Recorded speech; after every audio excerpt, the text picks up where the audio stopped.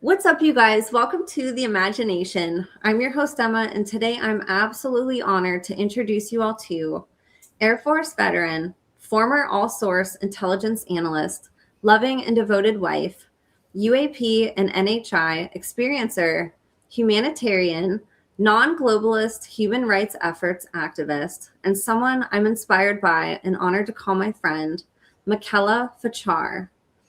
A distinguished U.S. Air Force veteran, Michaela served as an all-source intelligence analyst, including a deployment to the CENTCOM Air Operations Center in Qatar from October 2020 to May 2021. There, she processed mission reports, including anomalous UAP activity and instances of blue-on-blue information, revealing choke points in intelligence flow that she later went public with on how to highlight systemic issues in information sharing. Her analytical sharpness, honed through high-stakes environments, extended to China-focused intelligence work, leveraging her Mandarin proficiency from time spent living in China early in her life. Following her deployment, she interned with the Defense Intelligence Agency Special Operations Division before diving into academia. At Georgetown University, Michaela earned her master's in foreign service. Immersed in courses on globalization, internal relations theory, realism, idealism, and social constructivism, she sought to dissect policy failures to prevent future missteps. Yet in the year 2021, during this intellectually intense period, her path veered into the extraordinary. What began as an accelerated insights and downloads escalated into a life-altering experience: contact with non-human intelligence, or NHI. This encounter unfolded dramatically, marked by crumbling perceptions of space-time, urgent premonitions of nuclear risks, symbolic visions, and a surreal hospital sequence blending apparent government orchestration, psychological distress, and spiritual liberation. She encountered entities, received symbolic messages, and felt cosmic connections. Though initially attributed to potential mental health challenges, the experience ultimately liberated her spiritually, shifting her from a normie national security trajectory to one aligned with deeper truths. Today, Michaela walks her true path with fierce purpose. Her mission centers on raising awareness of non-globalist human rights efforts led by individuals of strong soul and deep faith in God. She envisions collaborating with trustworthy allies to liberate children from demonic influences, and believes many courageous souls volunteered for this pivotal time to transition humanity away from globalist, satanic Illuminati control. Michaela is more than a discloser or an experiencer. She's an inspiration of unbreakable integrity. In defying conventional career paths, enduring ridicule, and embracing her role despite personal and professional costs, she models radical change. Her journey reminds us that true awakening often demands sacrifice, yet yields profound freedom. What makes Michaela truly awe-inspiring is the radiant light she carries forward. She chose truth over comfort, soul over status, and divine calling over institutional approval. In a world that often rewards conformity and silences the seers, she stands unapologetically as a beacon of spiritual sovereignty, speaking openly about contact, consciousness, and the battle for humanity's soul. Her faith in God anchors her mission, infusing every word and action with unshakable hope. Michaela embodies the archetype of modern spiritual warrior, intelligent enough to navigate complex systems, brave enough to question them, humble enough to surrender to higher guidance, and loving enough to dedicate her life to healing and liberation. Her story is both deeply human and transcendent, a reminder that we are each capable of extraordinary transformation when we listen to the quiet voice within and act with fearless love. In Michaela, we see the future we are meant to become: clear-eyed, God-centered, and devoted to the highest good of all. She is not just inspiring, she is living invitation to remember who we truly are and why we are here at this pivotal moment in history. She proves that one person, armed with clarity, compassion, and conviction, can pierce through layers of deception and ignite awakening in others. So you guys, without further ado, please help me in welcoming today's guest of honor, woman of God, human rights activist and advocate, absolute warrioress, walking miracle, and compassionate purveyor of truth, the one, the only, Michaela Fachar. Michaela, it is an honor to have you on today. Thank you so much for being here with us. Thank you so much. That was amazing. I really appreciate that. You're deserving of every word. I know how brutal it can be speaking hard truths that are before their time and that people aren't yet ready to hear. And your story has no shortage of ups and downs, of discrediting things that you've lost, and then ultimately what you've done with them, turning them into a big beacon of love and hope and light. And I'm excited to talk about your story today. And so I thought we'd introduce you by sharing, we have some really big events that you went through a little bit later in life, but you were on a completely different trajectory. You weren't looking for these experiences to happen. You were a whole different person before this. So I thought we'd dive into a little bit about your childhood, whatever you'd like to share, any moments that sort of led up to all of this. And of course, talking about your incredible accomplishments. Your resume is just brilliant. And so I want to dive into some of the past that you've went on too. Yes, thank you. And yeah, I was a naughty child actually. I was really naughty. But I grew up in New York City. I lived in Astoria in New York, and I went to public school there. I remember like at a really young age, just always I was just chaotic. Like I would play with friends, but normal things. And then there were like very small moments where things would happen that were really strange. Also part of my naughty nature. So I wouldn't listen to my mom. And this is one time she told me about when I was 4 years old. She told me, "You have to listen to me. I made you in my belly." And we didn't have a religious household. I turned around and I looked at her and I said, "You didn't make me. God made me." And my mom thought it was really strange because we truly, like, that was never instilled in me. It was something that I just knew, but it wasn't something that I devoted or talked about or things like this. It was something that I wielded when someone wanted me to obey or do something, even if I should have been doing it. And the other thing is that my best friend when I was growing up, Manar, she was from Egypt, and my mom at the same time, she was trying to go to school. She didn't finish college, but she was taking an art history course.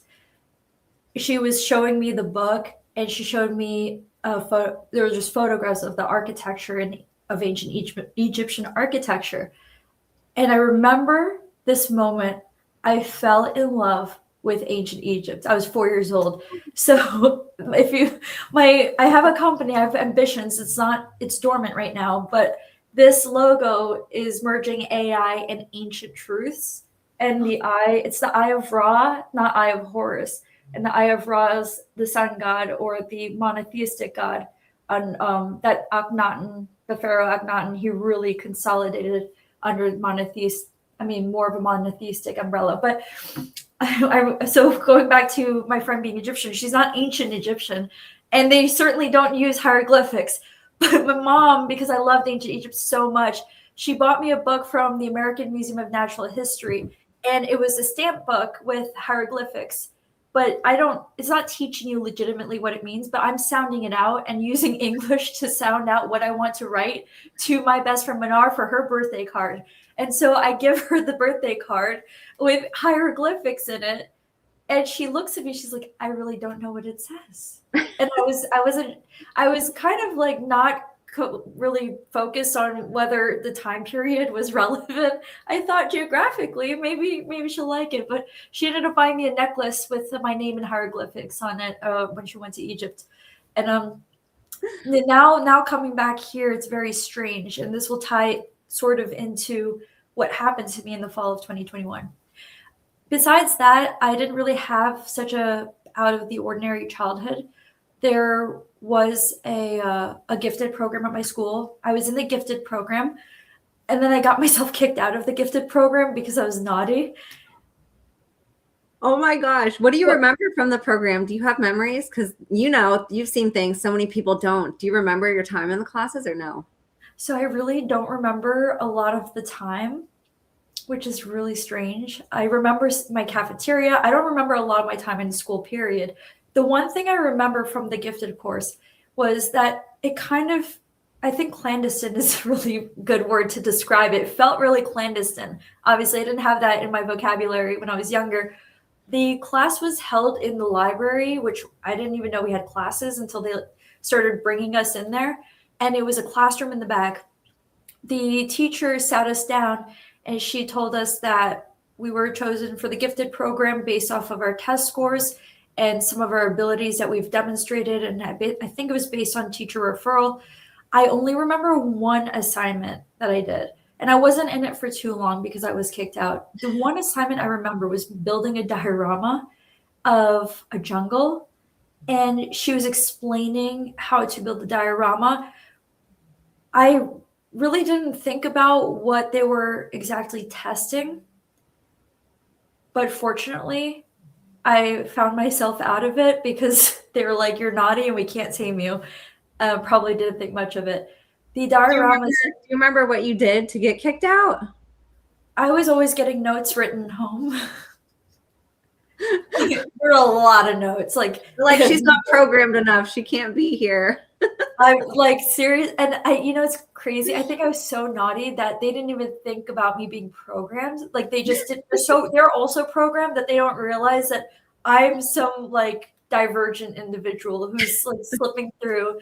But you know what's interesting? That diorama in the like psychological literature, which I looked into later after I was going through these things, psychological literature describes the Western attention span to focus on the subject, not the context of a photograph. And they call this a low context culture. So if we're going to focus on the main character, we're going to focus on the main character. We're not going to really look at context. I think this is an oversimplification. And I think that the programming backfired for them because we've ascended beyond this. I think we're paying attention more and we have access to information. But what they were trying to characterize as that we were basically only modeling behavior based on our culture, which, we know they programmed, that it would only be looking at the main focus of the photo, not everything else. They were teaching us to build out the whole scene. And it's just a jungle photograph, but what I believe they were training us to do is be able to connect the blurry, like what's blurry, so that we'd become more high context, which is really wrong because you're taking people who are higher intelligence, you're isolating them. So there's elitism. And actually, a lot of the people didn't end up going into like Ivy Leagues or things. They ended up doing their own thing. Some of them became midnight ballerinas. Like they did whatever they wanted. So it didn't necessarily work out in their favor. But what you're doing essentially is you're grooming these kids. You're making them feel like you're trying to instill some kind of superiority. I feel like they were doing that. And then you're teaching them high context when you literally could teach anyone high context. You should be teaching everyone how to connect as much and maximize their context clues to help them understand and comprehend things. So that's something that actually right now, the mayor of New York City is trying to figure out how to fix that. They don't have gifted programs, not that I know of, not the same ones, but he's trying to make it so that it won't develop, there won't be this kind of grooming elitism that forms with them.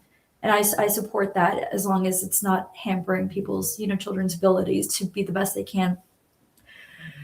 But I think I was in that program for like a year or maybe 2 years. I don't really remember. But I remember my last year. So my first time there was first grade. I remember in fourth grade not being in there. And there were other people in that class in the tag program. Or they might have shut it down. But I was kicked out. That was the thing because I was naughty. And my grades started to suffer after this. I started to want to hang out with friends. I didn't want to do homework. My grades, and I felt really behind in mathematics later on. And the reason why I bring this up is because the context, like me falling behind and having issues, it didn't hurt my ego. Like I saw a lot of people in honors programs and stuff. Like I didn't care about that kind of thing. And in fact, I chose to kind of completely leave honors program because I didn't want to be around people that I felt like were stuffy at a certain point. And I was doing, they weren't all stuffy, but it was certain programs there that it was like super high paced programmed, go to Ivy League, go into some kind of field, do that kind of trajectory. And I started to just kind of tap out of it. I would cut school and things like that. But the other stuff that happened in my childhood, besides my rebellious nature, was that when I was younger, I would love horror films. Like I loved watching Nightmare on Elm Street with Freddy Krueger, the old school. I would show my friends because my mom was so cool, chill with me watching horror and things like this. And she would watch it with me. And my friends' moms were calling my mom, asking her why I'm showing them all this dark, gory like stuff. And but the one movie that I couldn't tolerate was E.T. the Extraterrestrial. When E.T. was found, well, where was he? Was it in the bush? He was found in the bush by Elliot, and he starts screaming. He's scared. So like the emotions that he's feeling is scared, which now is sad knowing about E.T. But when I was younger, terrified. I saw that scene. I would be hiding. E.T. the Extraterrestrial, I was done. And I was so obsessed with E.T. I had a little bit of OCD as well. I would draw ET again and again. I had like a whole all white printing pages, the same ET just drawn again. And that was something that later didn't really think much of it until I actually started having anomalous contact experiences after the fall of 2021. It was things that I feel became conscious at that moment. Yeah, so the other thing was that I was always also a little weird. I was bullied when I was younger.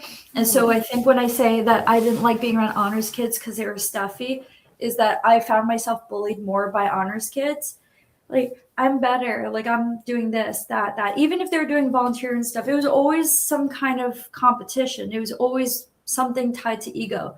And I have my ego. I had my problems. I would get into fights, all these different things. But the one thing I would never do is I never shamed people if in the social hierarchy, like if their grades were bad or if they were awkward or weird or different. I would never shame them explicitly so that I would be part of the mob. I was always very sensitive of the majority versus like what's the minority in the class, if it's the individual being bullied, and especially the pariahs. And so I ended up having friends. My friends are not pariahs, but I call them independent, and I'm independent. And so I would always crave to be friends with people and then who were like that. And even if they're new, when they were new, I love them because I was a new kid a lot. So I love new kids. I didn't care if I didn't speak the same language. I had a friend from Korea. I knew a little bit of Korean because my mom's Korean, but we would use Google like Translate, or it was Babelfish back in the day. That was like in 2008. Babelfish was like the OG kind of Google Translate kind of thing. And I think this just started to when I look back at that, it's me truly wanting to seek my independence. I really wanted to be free, and I felt freedom with my friends who were not part of the crowd. And then I was also in the very beginning in elementary school. I had my friends that I grew up with, but I was forced by nature not to want to be accepted because of my initial bullying experiences. And so that helped me, I believe, like in the long run, to not want to make myself vulnerable to people, to social acceptance. And so I would limit how much impact that would have on me, or I try to find a way to overcome it so that it wouldn't let it govern the way that I behave. And that took a huge turn when I went in the military. And that's because I was a little too free and I wasn't comfortable with their culture. So, I'm opposite. It was so rigid. I joined the military. I joined the Air Force Reserve as an intel analyst in 2018. I went to boot camp in January 2019, and then I got out in 2024. But when I deployed to Qatar, it was my first time active full time. active duty full time. That was in 2020 to 2021. I was threatened with write-ups quite a few times.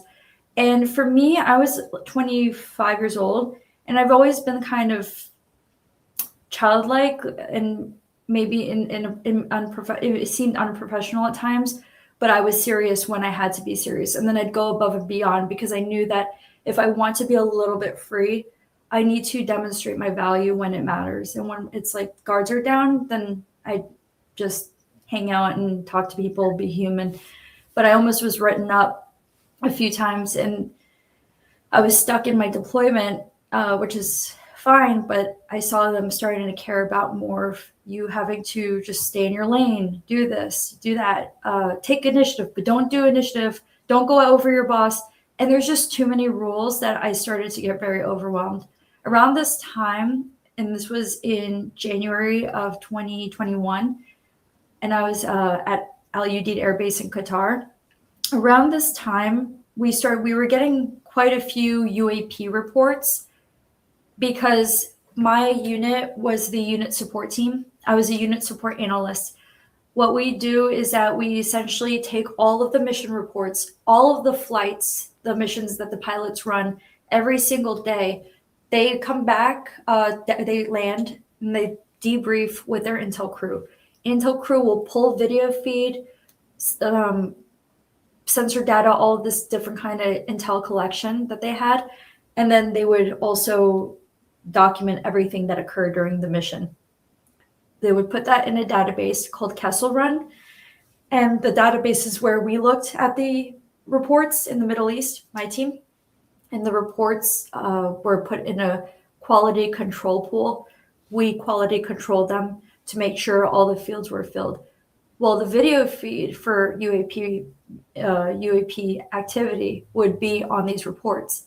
And we didn't have a standard of reporting all of this, which was quite shocking because I was new and I was still very green, like very like not knowing what we were supposed to do, kind of still getting used to the ropes and things like that. But I felt it very odd because for significance, it was quite frequent that they were getting these reports. And I felt that we should at least notify the pilots to let them know that, hey, if you see UAPs or some anomalous aircraft, like you're not crazy, right? Like this is something that's actually happening. And it's also not only are you not crazy, but what if they get startled? Because there have been pilots who've seen UAPs who've really were thrown off because they weren't briefed about this. That was during the Nimitz incident off of San Diego. I think the female pilot said I think she left the Navy because she said, you guys didn't even brief me, and that exhibited anomalous behavior she was just not prepared for. And so, I mean, I didn't know about that back then, but I'm just thinking if I were a pilot, I would be saying, yo, I need to know if I'm the only one seeing this and report it.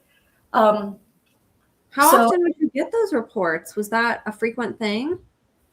We'd get these really, considering we had other events. So we'd report on events such as guard calls.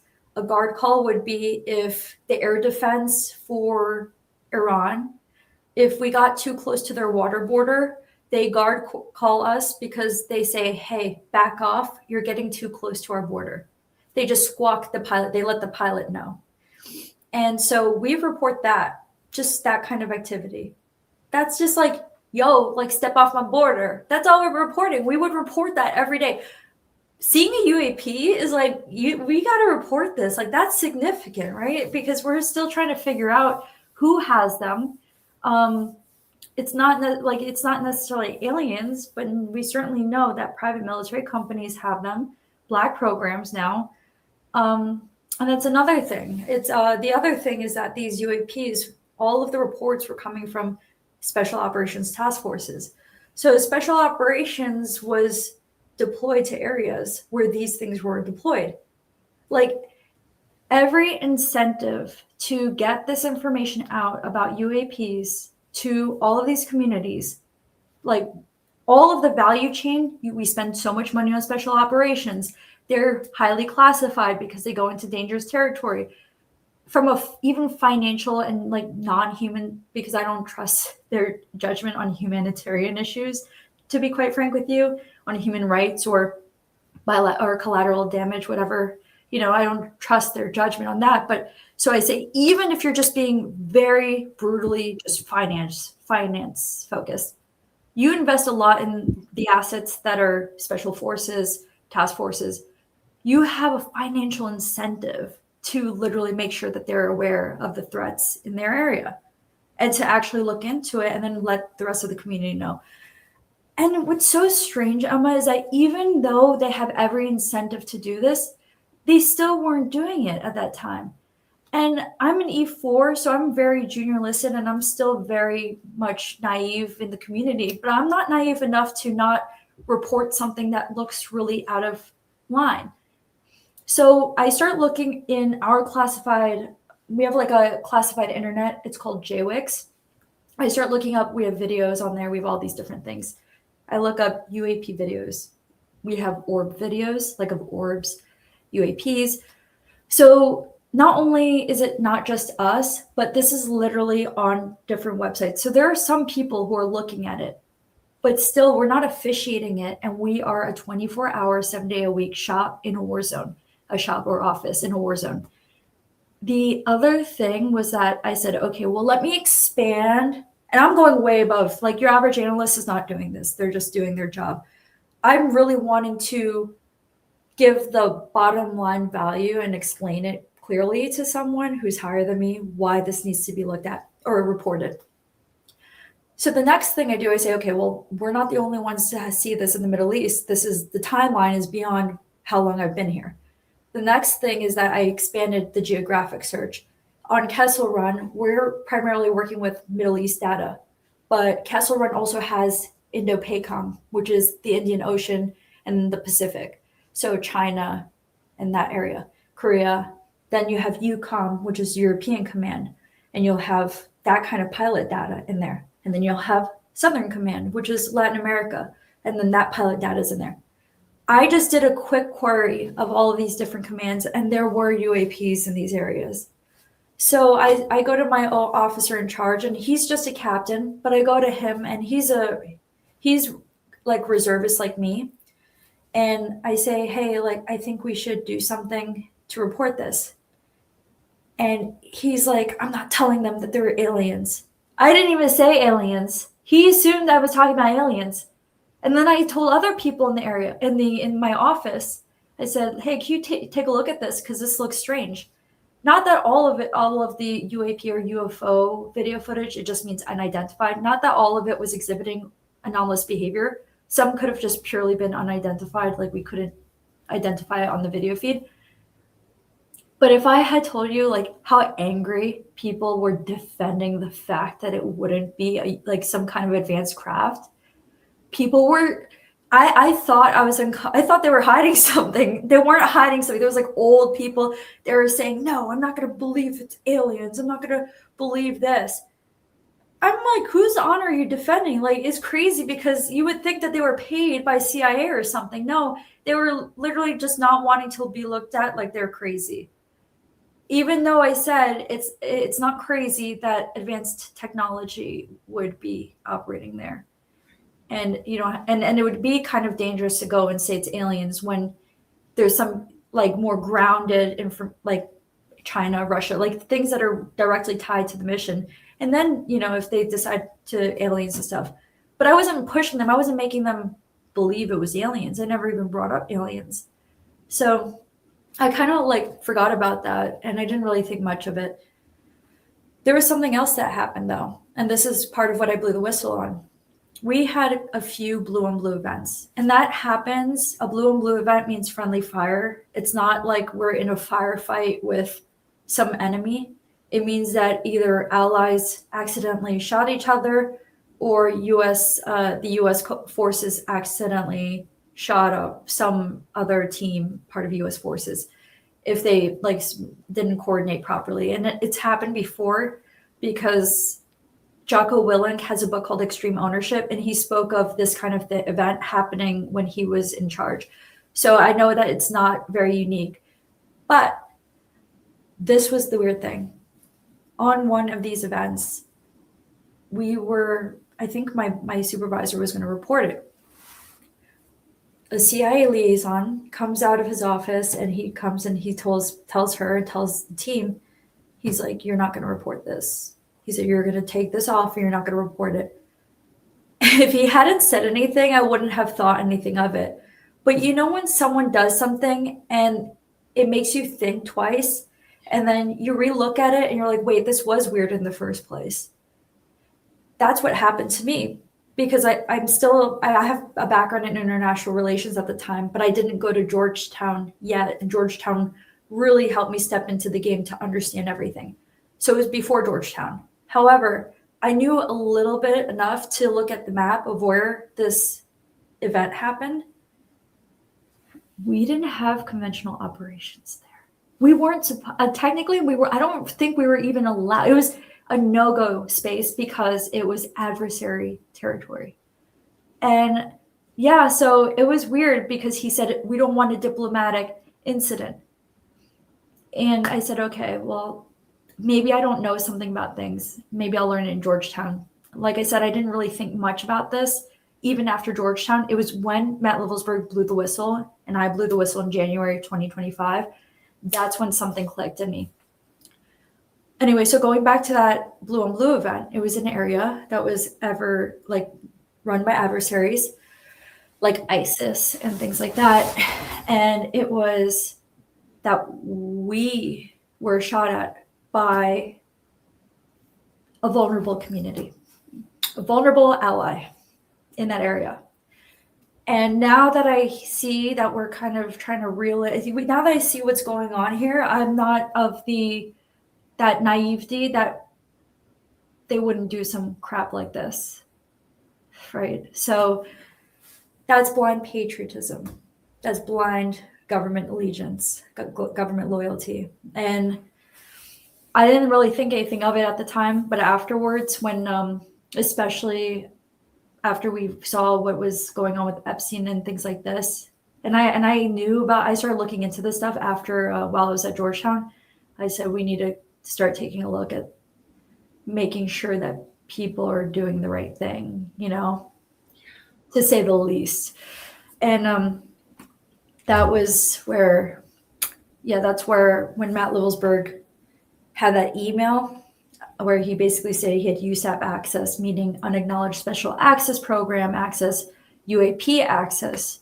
And then he provided a photo of a facility near Groom Lake in Nevada, I think. And then he also sort of spilled the tea on potential human rights violations by U.S. forces in Afghanistan.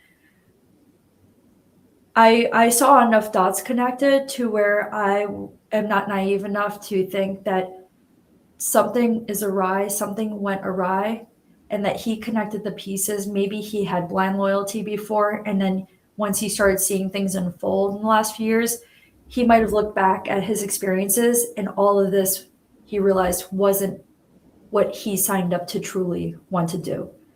And that he possibly they were not telling him what he was taking part in. All I know is that email looks like a guy who wants to clear his conscience and is possibly in trouble. And I don't know, he said that there were some guys from, I think, the FBI who were following him. He's a Cybertruck bomber. He said they were following him. I wouldn't attribute that to deliberately nefarious, but programmed. What's the difference if they're actually intentional and conscious of what they're participating in, besides that they're predators and people being programmed? And then looking at everything outside their program like that's crazy. Oh my gosh, that's so much to happen at once to sort of, collect all of that information together and then look back. And I know we'll get to that point because this happened whenever you put all these dots together. This was after your experience in whistleblowing and, sort of the whole culmination of it together. What were you going through in your time as an analyst, sort of having your input deflected and people not listening to you? Was that hard for you? It was enlightening. I truly believe that maybe I wasn't always intentional in every choice I made in my life, but that God's always intentional. And that's why the truth always prevails and that it unfolds and then there's more clarity.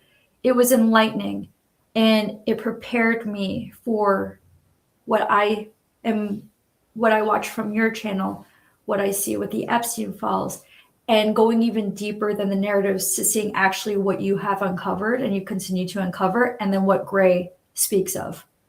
It's implausible to me that people believe that that matrix surface level is all that it is.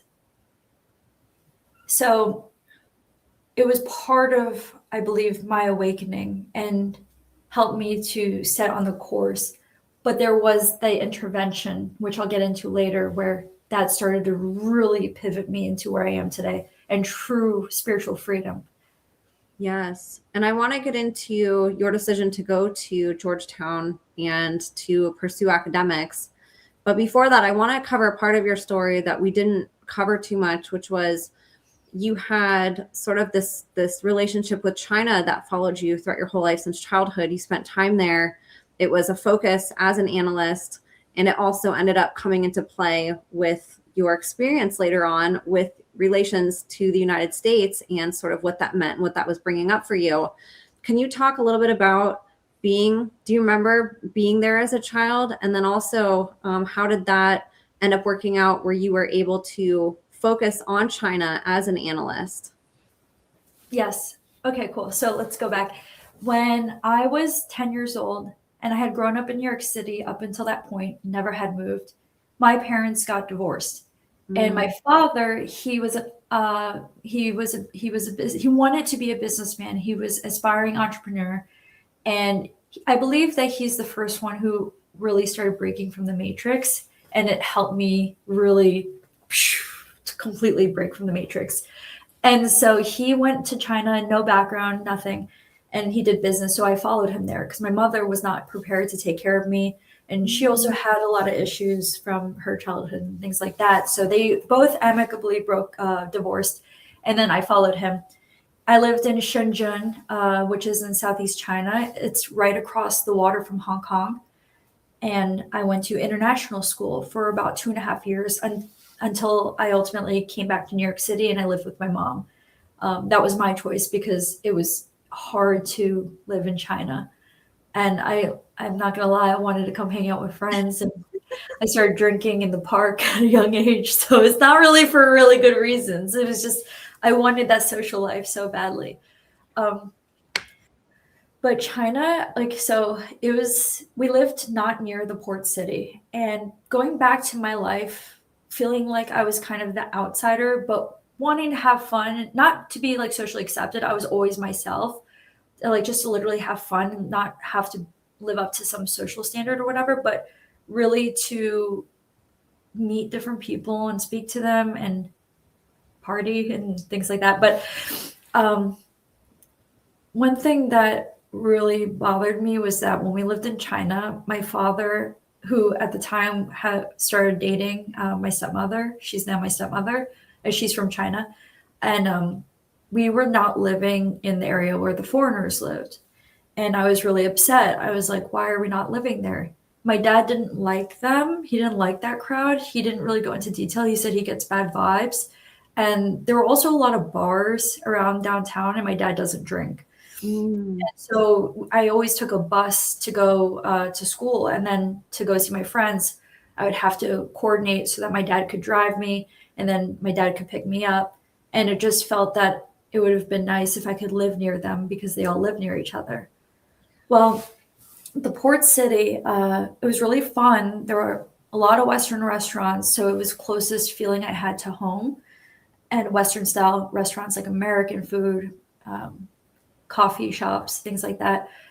And however, there was a moment when I was maybe about 11 years old. I was hanging out with my friends late at night, and they were with all from different places. And I think some of them said, hey, we're going to stop at the bar because we just have to go see our parents really quick. And I go with them. I say, okay, cool. I go with them to the bar, and remember, I'm like around 11 years old. I'm wearing children's place at the time. So I'm clearly a child. And I was also a little chubby kid. Like I literally looked like a little animated character, right? It's not like I didn't have no makeup. I didn't look like, I really was just an awkward little kid. We get in there, and there are some like probably like 6-year-old, I would say Western men, older men. And we walk in, and one of these men is staring at me. And then he makes that tongue motion with his fingers at me. And I remember thinking, ew. And my friends just are not paying attention. And their parents are clearly hanging around these people, at least within vicinity. The fact that this man felt shameless that he could do this, I was like, whoa. But I was a kid because thank God, right? I'm safe. I had never had anything happen to me.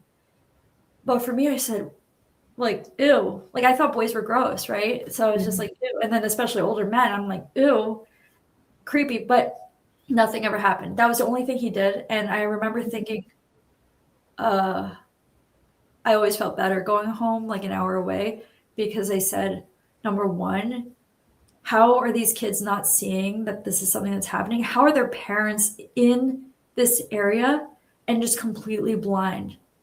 How, like, I just had so many questions. And I remember thinking that moment that, there's like a darker, like there's demons, these demonic people, and that my dad doesn't have any idea either because he was just wouldn't be involved with them, but he was just so deterred from the area that I would always fight because I wanted to go do things, and he was deterred, and for some reason it kept me at least geographically severed from all of these potential threats to my life. And I remember I had a computer and I was really stuck on this. So I went on the computer and I'm looking up what does it mean when someone does this? And I started looking and researching, and I came across at the time, the most horrific case of not just child abuse, but child torture. Because I was reading about it because I just couldn't wrap my head around that this is something that's real. And, I've always had this like edge to me to not liking horror, but wanting to understand what is it that I was liking about it. I don't like that people are getting hurt. I don't like it like in a sick way. But why do I want to know about it? This case that I found that came up was called Daisy's Destruction. Have you ever heard of it? No. It's a real case, and it presents itself as an isolated case. It presented itself as an isolated case, but I knew factually that it wasn't, because if there's a market for it, then it's going to continue to happen. Daisy was a little Filipino girl, and she wasn't the only one, who was brutally, severely sexually abused and tortured. And I apologize if you need a trigger warning for this. You're good. Tortured on camera for these sick, these monsters across the world. And I came across this, I was around 11. And after I started really looking and trying to like understand these kind of people and looking at cases like cold cases and things, this case wasn't a cold case. The guy, he went to jail, but I just was shocked that he wasn't absolutely like brutally dealt with the way that he should have been. He hurt this girl on camera. It was called snuff films, and he was selling them all over the world. He had a woman who's initially his girlfriend, but they called her a victim of trafficking. But I don't really know how I feel about that, because she did the worst things to the girl. The girl, she survived. She was like 4 years old. She survived, and she can't have kids. She's anonymous because they have to protect her identity, of course, and I hope she's having the life that she more than deserves. And it was just something that stained my soul at a level that I believe really kept me grounded from indoctrination at the level that I've seen other people be indoctrinated. And I guess I just started to really notice things outside of my dimension. Like, I should only be focused on this. I should only be focused on that. I would never sit there and focus on what people would show me to look at.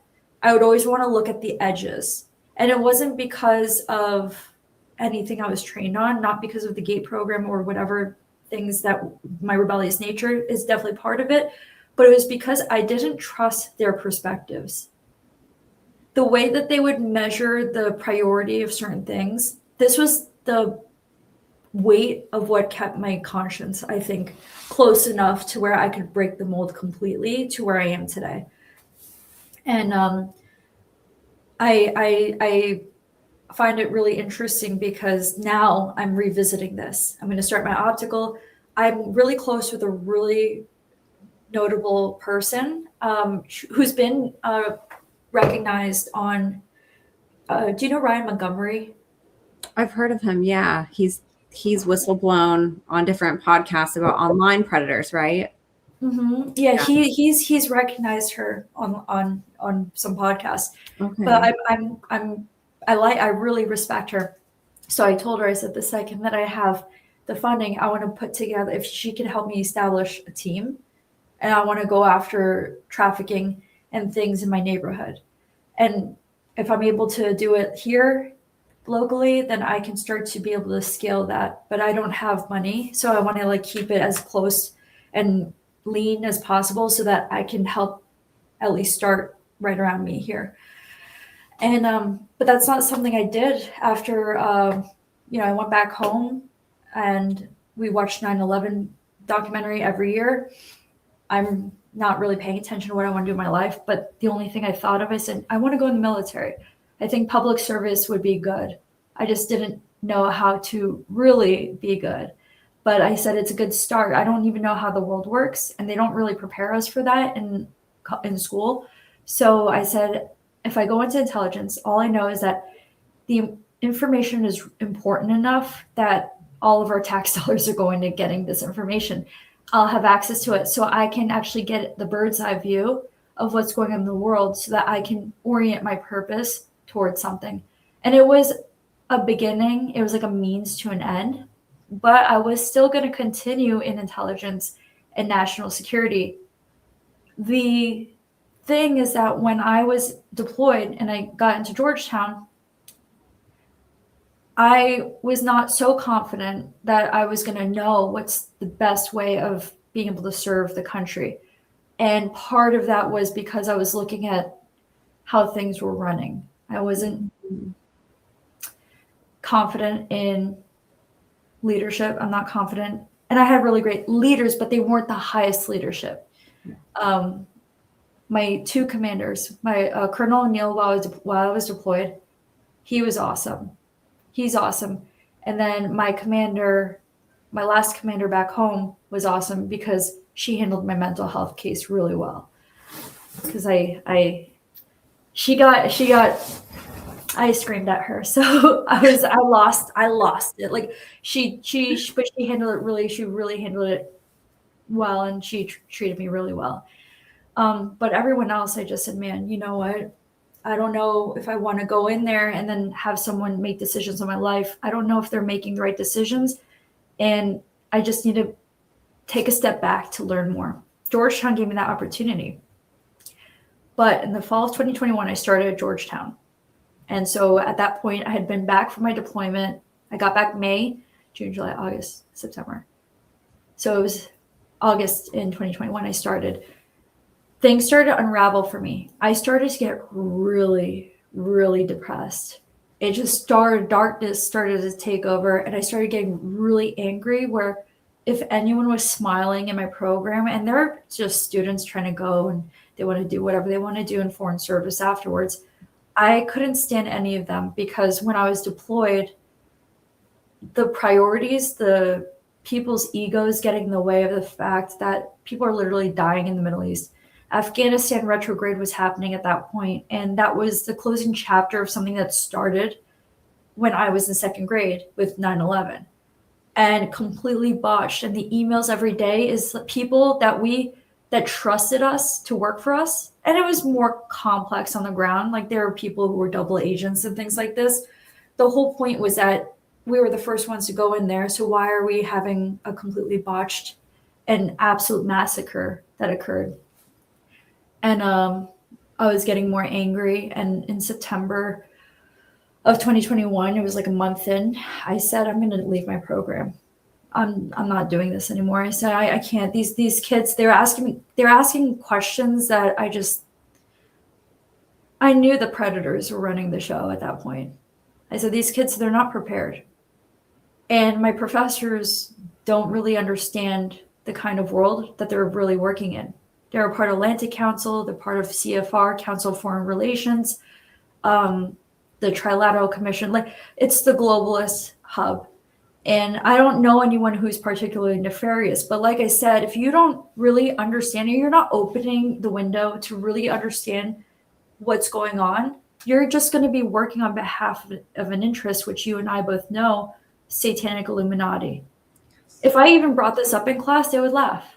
They would laugh. Well, guess what? The tables are turning, so we're going to be laughing at them, and they're going to have to get a little more humbled. And, when I was coming out and speaking about these things, I said, I'll get slammed. And I knew that people from all the globalist programs would laugh. And they have the political clout and power that's shifting. I said, you know what? I really don't care.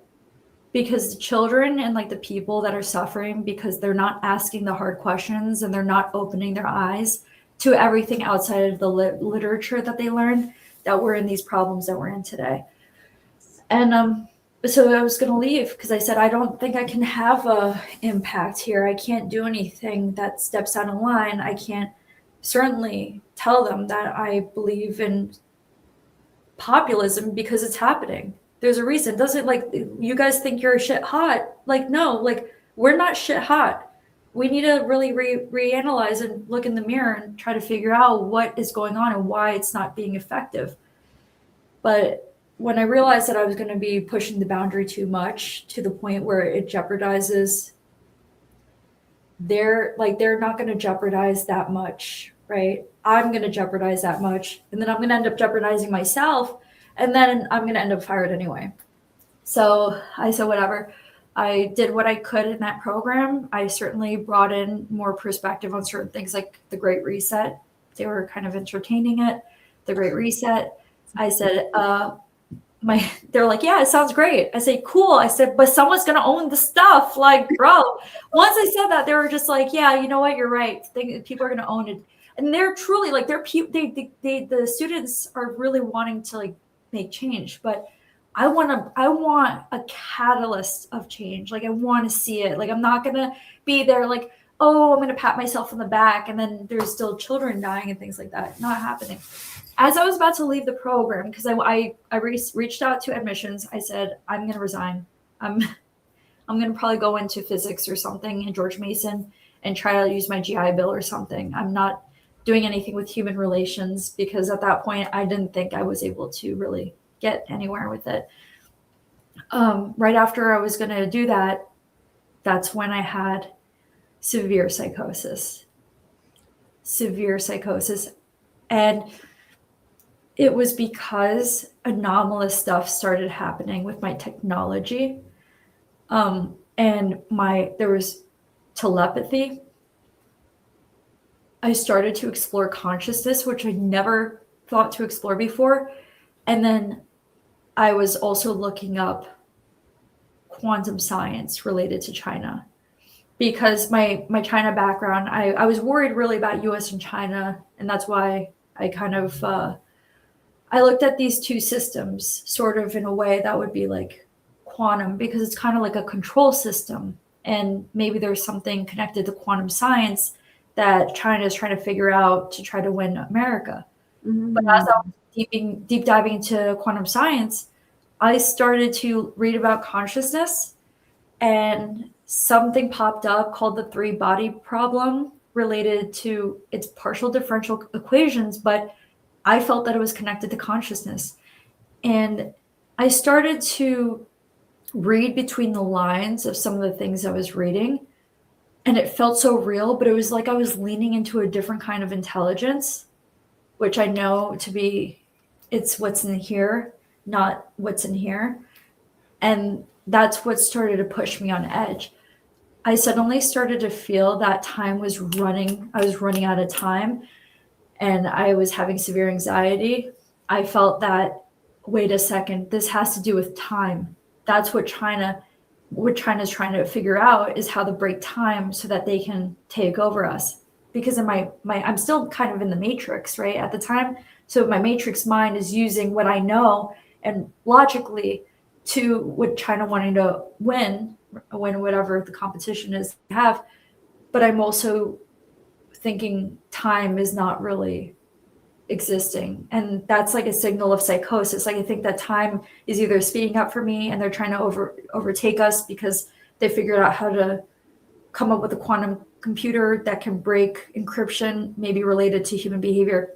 At the same time, I got these random YouTube suggestions for things that I never even looked up. So not only is it partial differential equations that I'm like watching like the YouTube videos, the mathematical YouTube videos, where it tells you that it's part of the three body and body problem. And I'm reading it, interpreting it philosophically. Not only am I looking at the kind of quantum computing that China's interested in, just basic articles on Google, but now I have a YouTube suggestions that are more about quantum. And I'm sitting there for 11 hours. I've never been able to sit there for 11 hours. And that's why it started to really push me on edge. And then there was an aha moment. This was like several days in a row it's in October. Several days in the row, there's an aha moment. In that aha moment, I said, China's going to win. And I start rushing and I start calling people that I used to work with. I was an intern at DIA before that, Defense Intelligence Agency. I was calling people in positions and really putting myself on the line because I said, hey, I need to let you guys know right now, China's going to win. China's going to win. And I was really scared. And then I had these feelings that it's going to not be China winning, but that it would actually lead to nuclear war. And I'm frantic right now. And I drove 2 hours to meet this man, a man who is a Green Beret, and to let him know that time doesn't exist. And I said, like, do you understand what I'm saying? I said, you ever see the kind of pendulum? It goes back and forth. I said, and then basically it's like a sine wave, because it was from the YouTube video. And mind you, I'm explaining it like this. This is not like a astrophysicist explaining it. Right now, I said, you know, when it's like the pendulum is swinging and it's basically measuring time, and then the sine wave, I said the sine wave is like the rise and fall of civilization. I said, but if it stops at a certain point, we're gonna end up having nuclear war. And he's like, he's like, okay, cool. And then his friend is retired operations too, and they own the guys. They're at a farm. They're at the guy's farm. I'm out here out of uniform, out of everything, at this guy's farm, 2 hours east near Leesburg, Virginia, to let this other Green Beret, his name is Anusha, let him know that time doesn't exist. And then he was really cool about it. Like, he's really chill, and he's actually born in Thailand, so he's really like really cool story. He has a cool background. But after that, I guess like I got the message I needed to him. I didn't know what else to do. I drove 2 hours back home. On my way back home, that's when we had a psychologist, a special operations psychologist at DIA, which was where I had my internship. That was in the summer. And I'm sorry, I'm kind of jumping. That summer before I started at Georgetown, right after I got back from deployment, I interned with Special Operations Division. And when I was with the Special Operations Division, there was an Army psychologist I met who was a full bird colonel. And he basically just provided mental health support to make sure that the officers, and they're okay and they're healthy so that they can continue doing their missions, because they're high risk missions. But we had a passing conversation that summer. Literally, it wasn't even something I was super harping on. But I said, hey, someone said something about Project Stargate. Have you ever heard of it? And he said, yeah, I heard about it, but it's not something that he really, knew about. He said, yeah, they shut it down because it didn't work. And it was whatever. That was the only thing he said. But I felt that what I was experiencing was weird enough to tell him about. And when he spoke to me on the phone, he could hear the way that I was kind of panicked or manic. And I was explaining to him in more detail that I believe this has something to do with consciousness. Well, I wanted to meet with him, and he said it wouldn't be a good idea because it's out of uniform, unprofessional, and I didn't really know him, and maybe he just wasn't comfortable. But he said that he's seen me professionally, and I was never like this. I'm very logical, very linear. And he said that you're really intelligent normally, but if you're somehow tapping into more of your creativity to try to figure things out, that you're going to end up pushing yourself into psychosis. It's a possibility. And it looks like that's what's happening right now. And I said, okay. He said, what you should do is that tomorrow or whenever, go to student services, go to get therapy from your school. They should give you free services if you don't have insurance or something. And I said, okay.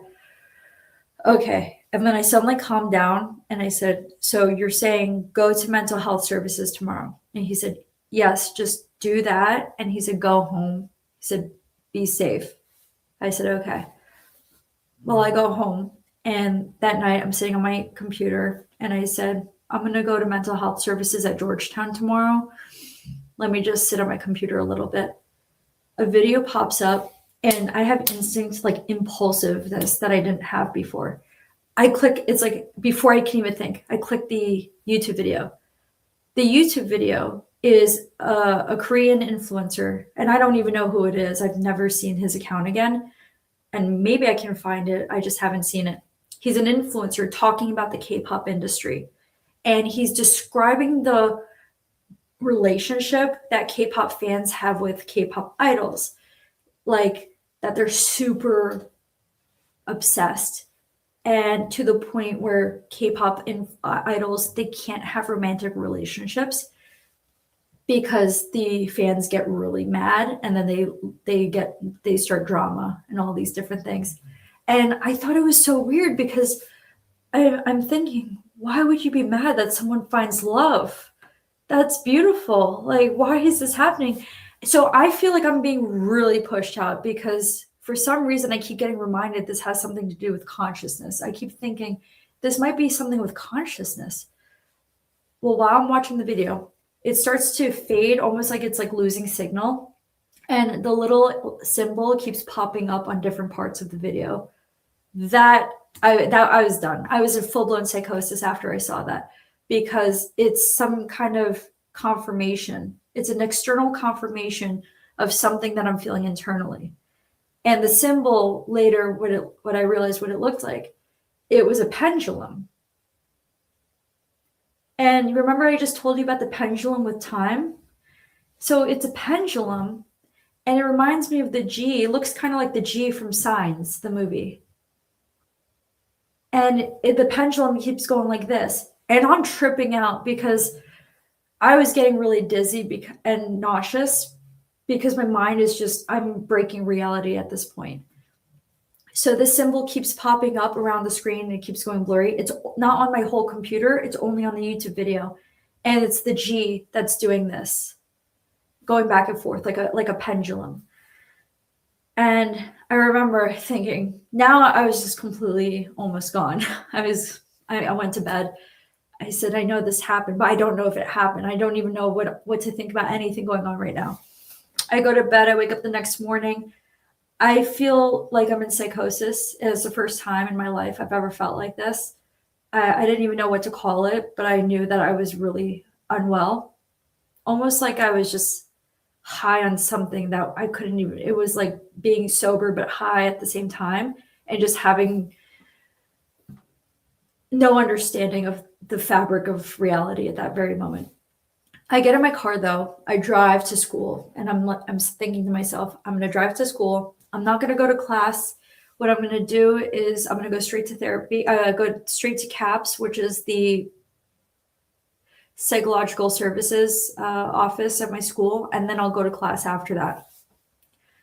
Well, when I'm about to leave my house, and I lived in McLean, Virginia, which is near the CIA, near federal buildings. So that's not, it wouldn't be out of the ordinary if I hadn't seen US government vehicles around my house. But for some reason, in this specific moment, it felt very significant to me. It was very salient. And it was when I left my house, I saw one US government vehicle literally just past my house, past my the highway where I turn right, Dolly Madison Parkway, and it goes this way. But I feel like I'm focusing on it, whereas I would never think to look at it that much. I would just drive. And it feels very important to me. But it disappears. And then I go on the highway to go towards Georgetown, and I don't see where the car went. When I get off the highway at Georgetown in Washington, D.C., I'm in the middle lane on the exit, and there's a left lane. And the left lane can take you back on the highway to go towards Arlington, Virginia. So back to Virginia. So I'm in the middle lane, and I'm supposed to go straight. There's another U.S. government vehicle in the left lane next to me, sort of next to me. I'm in middle lane, no cars in front of me, but there's a gap between me and the red light. It comes in front of me, and it sits there right in front of me in front of the light, and it feels like it's deliberate. It feels like I have to pay attention to this, like it's intentional. And in that moment, because I was having these feelings that there's something I have to let the US government know because I'm worried that there's going to be a nuclear war and things like this, I feel that maybe they want me to follow them and let them know. Because why would he go in this middle lane right in front of me? Maybe he's just going straight. But I wait for the light to turn, and the light turns green.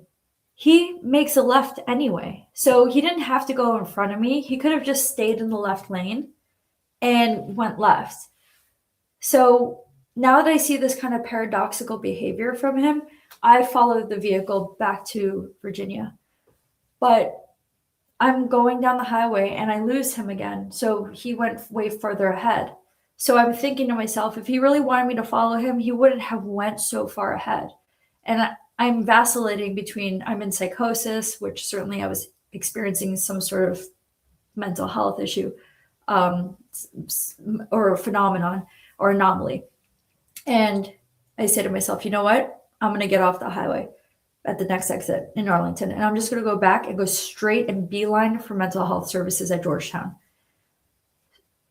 But while I'm driving back and waiting to get off that first exit, I hear in my mind, right? I hear it telepathically, go faster. And so I step on the pedal and I go faster. And I even feel like an adrenaline kick right when I do it.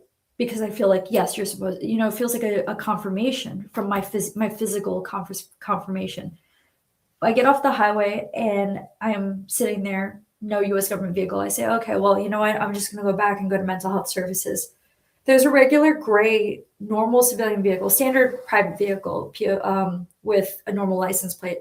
It's in the left lane, which is the lane I was in, because to make a UE back on the highway to go back to Georgetown, I have to be in the left lane. But the guy who's in this left lane that only goes left, he has his right blinker on. And then he opens his window and he puts his arm like this to follow him left. That's what I gathered from that. And now, because I'm tripped out in psychosis and I want to see what's going on, because I trust my instinct at this moment that I'm just going to follow him. Worst case scenario, I was wrong. But let me go by my instinct, because I've never felt something so real and affirming in my life. I follow him. I don't know where we're going. And he drives into Virginia Hospital Center. And I follow him into Virginia Hospital Center, into the parking lot. I park my vehicle. He parks his vehicle. And he goes to we're in the parking, like basement, and like P1, like the first level. And we go to the elevator. I meet him at the elevator and I'm quiet because I feel like this is some kind of really secret program. I'm assuming because they're spying on me. They somehow I assume they were the ones who put the YouTube video, that kind of symbolism. I am not thinking aliens, by the way, at all about any of this. I thought it was all US government because I never read about aliens or anything of this nature.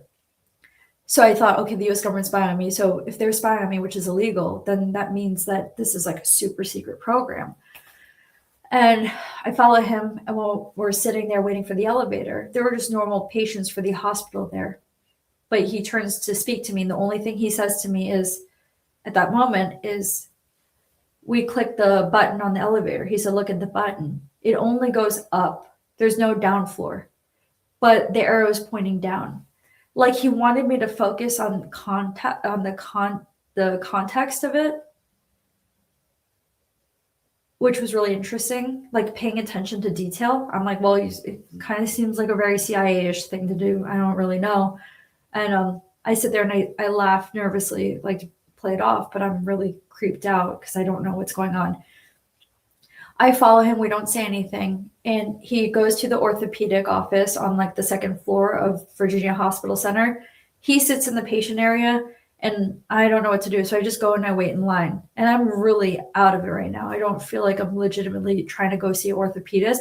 I'm literally just going through the motions. I go wait in line. And the next thing he says to me, he says, are you going to wait in line? And so I felt that maybe this is some kind of test. And I decided to leave the line and just go directly into the patient offices. I go directly into the patient offices and I make a roundabout at the other side. And what was really interesting is that the desk curved around the other side. So I could meet, basically I'm bypassing the main line, which had quite a few people on. I went through the back and I was able to speak to someone there. It was like, which like now in hindsight, if I'm ever in a hospital and there's a line, I'm just going to play it off. And if it's not locked, I'm just going to go on the other side and bypass the line. So I go talk to the woman at the line. She talks to me like I'm normal. So not that she doesn't expect a patient to speak to her. She's like, oh, who are you here to see? And now I say, oh, in my mind, oh crap. I'm like, what do I even say? I don't know if these people are in on it. Like this is some kind of program, or is this something that I'm supposed to, like, or I'm losing my mind and he's playing games with me. This guy who brought, who I followed here. And I just name dropped the psychologist from Special Operations Command because I'm still thinking this might be the US government. She looks up in the system and she says, oh, this guy doesn't work here. We don't have this guy's name. And so I play it off immediately. I say, oh, okay. I said, sorry, I must be at the wrong office. She's like, okay, bye. And then I walk all the way around in the offices and I leave. I walk by the guy. I barely look at him. He's smirking and I'm annoyed. And I also am truly thinking, I'm not going to mortify myself anymore. I'm just going to go get mental health help. And for some reason, I just knew where to go because I went straight, and beeline was my first time even hearing Virginia Hospital Center, but I knew where to go. I beelined for a behavioral health unit, and it looked like a SCIF, which is a compartmentalized facility. And in my psychosis, I'm still thinking this is the US government. So I pick up a phone. There's a phone in front of it, and I dial 0. I don't know. I just felt like I was literally just kind of on autopilot. I dial 0, and someone picks up, and she's like, hello? I say, hi, my name is Michaela Fachar. I just feel like I have to be here. I feel like I have to be here. And she comes out and she's kind of thrown off because she says, okay, well, you're going to have to check in the front desk. And she walks me to the front desk, and she's not expecting me. So I'm thinking right now, okay, good. I'm going to go in. I'm going to see what's going on here. I still feel that this is official, that I officially need to be here. And then also that I need mental health help. So it's official, but I also need the help. So I'm just going to have to go with the flow of this. When I'm sitting there waiting to get checked in, she brought me to the front desk and I'm sitting there waiting. The office, that intake office, calls my name. They say, Michaela. And there's one other girl there. The girl's walking into the office, but she's looking directly at me. They say Michaela again. The girl's slowing down, looking at me. And so I thought maybe I have to follow her. I follow her into the intake office. No one thinks anything weird. The nurse doesn't think it's weird that I'm in this office with a stranger.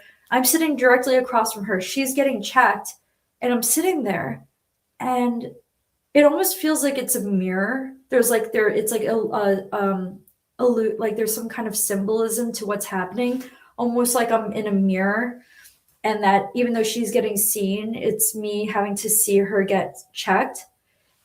And it was really weird. but they didn't say anything weird. And I sat there and played it cool because I thought, wow, this is certainly a US government program, because I can't fathom that this is something that would fly in any kind of like HIPAA data, things like this. And they also felt like they were acting a little bit. It felt like it wasn't really like organic. So I thought, okay, well, they're just doing some kind of symbolism or whatever weird stuff that they're doing. I always felt like the CIA was into weird stuff too. I don't know why. I always felt it. And because you see the movies like Skull and Bones and everything. So I'm sitting there, and then I feel time speeding up. Like I have to really get myself checked in. And for some reason, I feel like all rules are off the table right now, and I can go and register myself in the HIPAA database and in her medical database. And it has patient files and everything, but I'm in psychosis right now, right? Like I'm really not paying attention. I'm not trying to I'm trying to see if I can go register myself really quick. The nurse comes back in the room. She says, "What are you doing? This is illegal. You can't just do this here." And I said, "Oh, I'm sorry, I didn't know that." So she said, "Yeah, that's a violation of HIPAA. You're gonna have to go sit there." And I said, "Oh, okay." And then I go sit there. And still, now that I'm telling you, Emma, it's so weird that she just responded that way, because I would immediately be like, "You need to go see a mental health professional. Like, I'm gonna have to get you arrested if you don't sit down." Right? Like, that's like the kind of situation where you have to arrest someone and stabilize them because they're really out here doing these high risk things. And anyway, so I go sit down and she checks me in, and then they bring me to the ER area because they have to wait for a bed to open up in the behavioral health unit. It's one of those like overnight stays. It's an area that is called the elopement zone, and the elopement zone is just to make sure it's like a prison in the hospital. And I waited out there for like 6 hours. And what was really weird was that there were people observing me. But then there were like people walking by me, like these young guys with one of them had a shirt and it had that same G symbol on it. Yeah, from the YouTube video. And while he was walking by me, and then there was another kid, they look like they're maybe like in their 20s. Another kid's walking by, and he has some type of words like a word. I don't know if it's like a logo, a logo, and the logo is not. I don't know how to explain it. The letters aren't solid. Like there's breaks in the letters. You know when it's like kind of like a funky font. What started happening to me as they were walking by, and this guy, they walked by several times. The guy with the funky font, not the G, the funky font started to splinter, and my mind wouldn't be able to produce the whole meaning of that word. I couldn't see each letter. I could only see its parts. And that's the first time something felt really alien to me, because my perspective, the letters, which were English letters, and the word, which was English, like a logo, some sort of Nike or something, I couldn't see the logo. I could only see pieces, like the parts that were not connected. And it started playing with my perception, because when it looks fractured and it doesn't look like it's forming a whole logo or symbol, it looks almost alien. And that's when I started having this really weird, where it was scaring me, where it felt that I was having some sort of alien contact, because it was so deliberately playing with my perspective. And I started tripping out a little bit. Another thing that popped in my mind while I was in the hospital was Patch Adams. Is that weird? You know Patch Adams, right? Yeah. We would go with the kids who were dying. And in that moment, it was so crazy. I saw the image in my mind, and some of the things he did, I was mimicking the emotion because I was in psychosis, but it was so strange. You've been a hyper empath your whole life, and I can hear that through even as a child, being able to see predators in school, bullies, elitism. You were able to see just this higher consciousness of things around you and sort of the unfairness, and tap into that. And even though you could have became that yourself, you rebelled against it. And you see all these times in your life that you really rebelled against these forces coming against you that were trying to indoctrinate you into being something that wasn't authentic to your heart, and you always stayed connected to it. And you see it even in these moments, even in a psychotic moment where you feel this euphoria, you're not even aware of space and time, you're still connecting it to this empathic part in your heart, even despite all the craziness that's happening around you. And I think it's really beautiful. I'm very moved that that's, of all the things that you could have thought of in that moment, you know, you connected again with this empathic part of your heart, and we're thinking about somebody outside of yourself, you know, that humanitarian in you came out, and it's really beautiful. It was very overwhelming. I had severe, it was the hospital lights, everything. But I started crying because I never really thought about this. The Patch Adams was popping up in my mind. And I was sitting there for 6 hours. Really, it didn't feel like 6 hours. I was so hyperstimulated that it felt like I was engaging in a lot of things. Like, I felt like I was being observed. I had a feeling some part of the U.S. government was in here. Then now my perspective like is splintering logos so that I can't see the whole. I can just see the parts. And then I finally check into the hospital. And now it feels like time is just completely sped up. I'm disoriented. I don't really know where I am. I keep getting confused because I just don't know. I literally didn't know what location I was in.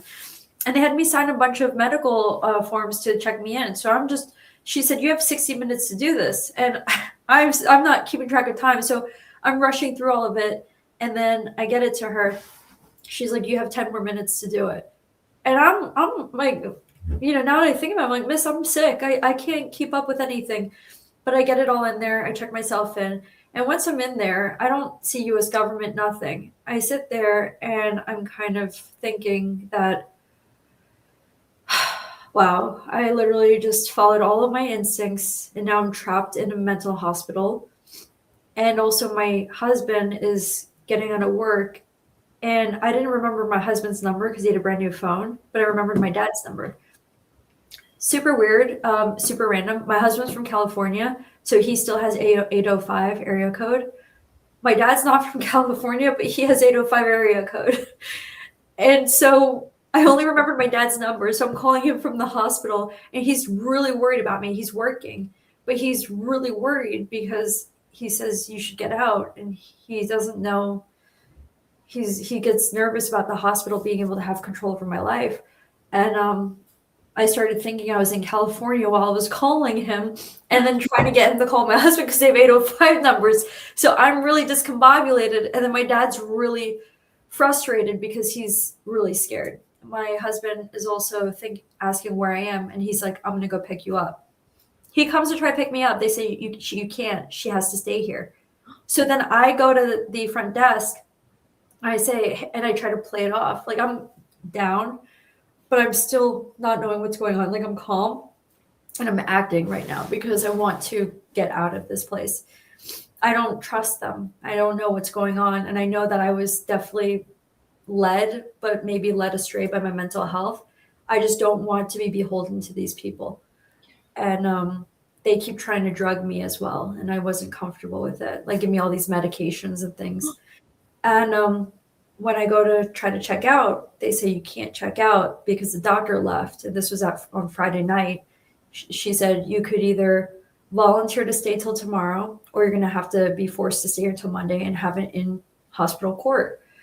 And I told her, I said, well, it's not volunteering until tomorrow. I volunteered to come in. Why can't in this exact moment I volunteer to check out? I just didn't understand like the process or anything like that. Mm-hmm. And when she said, okay, well, you're going to have to talk to Health and Human Services, they got me like the bulky laptop. I went in one of the rooms and he said the same thing. And I told him, I said, well, you're not going to tell me it's volunteering until tomorrow because that means that I actually volunteer to stay until tomorrow. You gave me two choices. I'm forced to stay until tomorrow or I'm forced to stay until Monday. And I was worried that it was, I was still like kind of feeling that I was being pressured into something and to saying something that I really don't want to say. And that's when I fought with him. I said, you know what, I'm going to stay till Monday. I'm going to get a lawyer. Like, I didn't say it, but I was like, F you. Like, you're not going to tell me you're volunteering and then be sassy with me when I'm the one stuck in the hospital. Right. And so I ended up staying till Monday. But as I was in the hospital, there was a little main meeting room, not a meeting room, but it's the main area where in the lobby where there's TV, there's books, and then there's only a hallway in the elopement zone, and then there's the rooms you actually sleep in. And my bedroom had 2 beds, so I had a roommate in my room.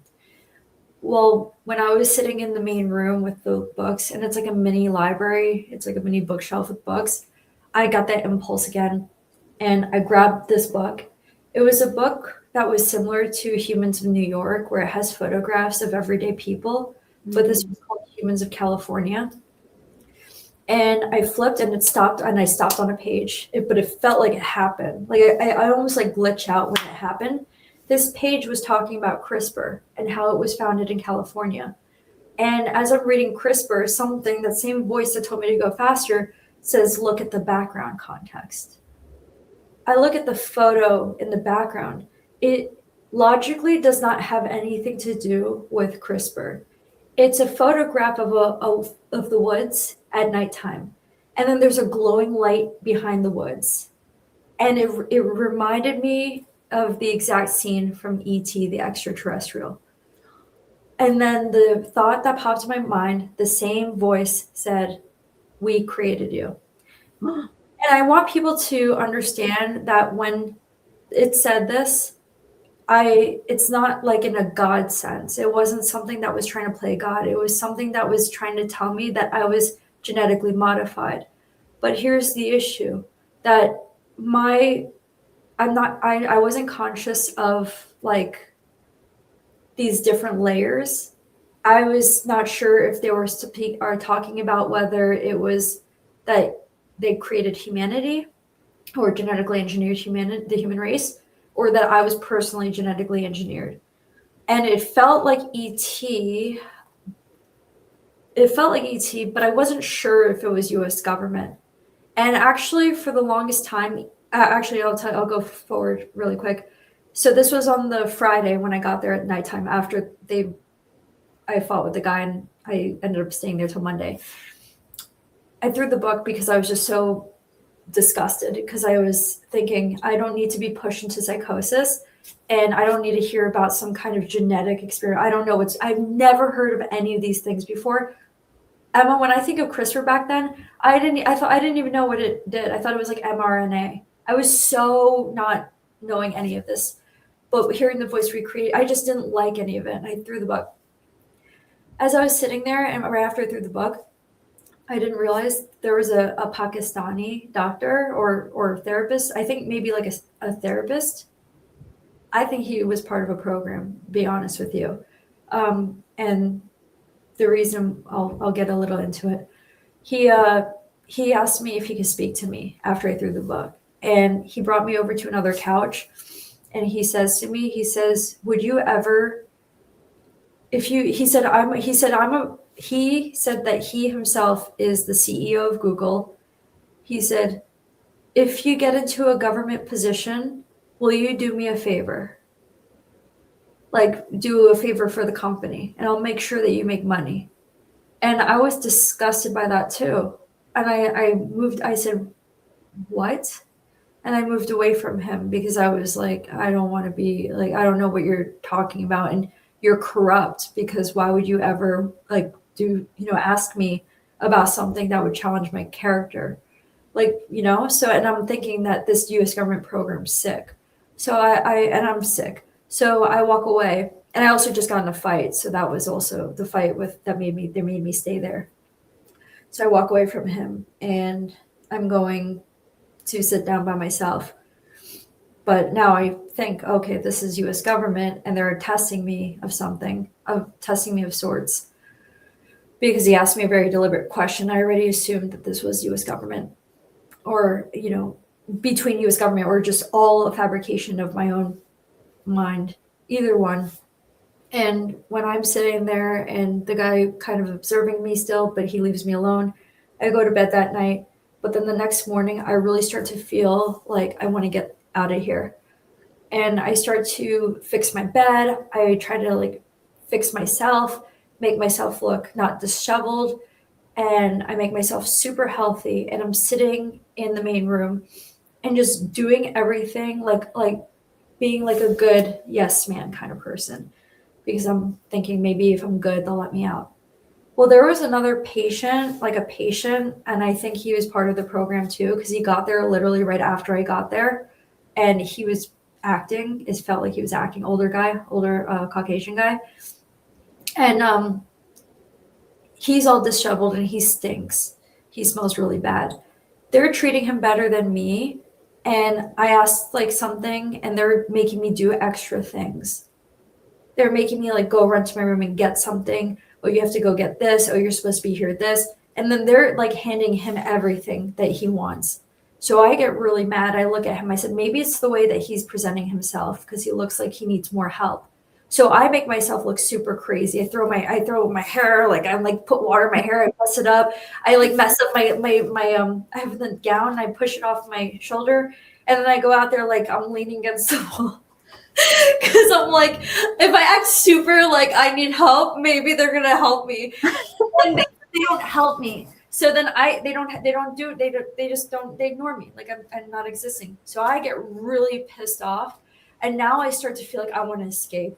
I think these people are really insane because I felt that they weren't recognizing that I have maybe some kind of mental health issue, but they weren't recognizing or aware that maybe I have also like I can see things. I can see that I'm unhealthy. So that doesn't make me as crazy as someone who's just like at the whim of whatever the wind blowing.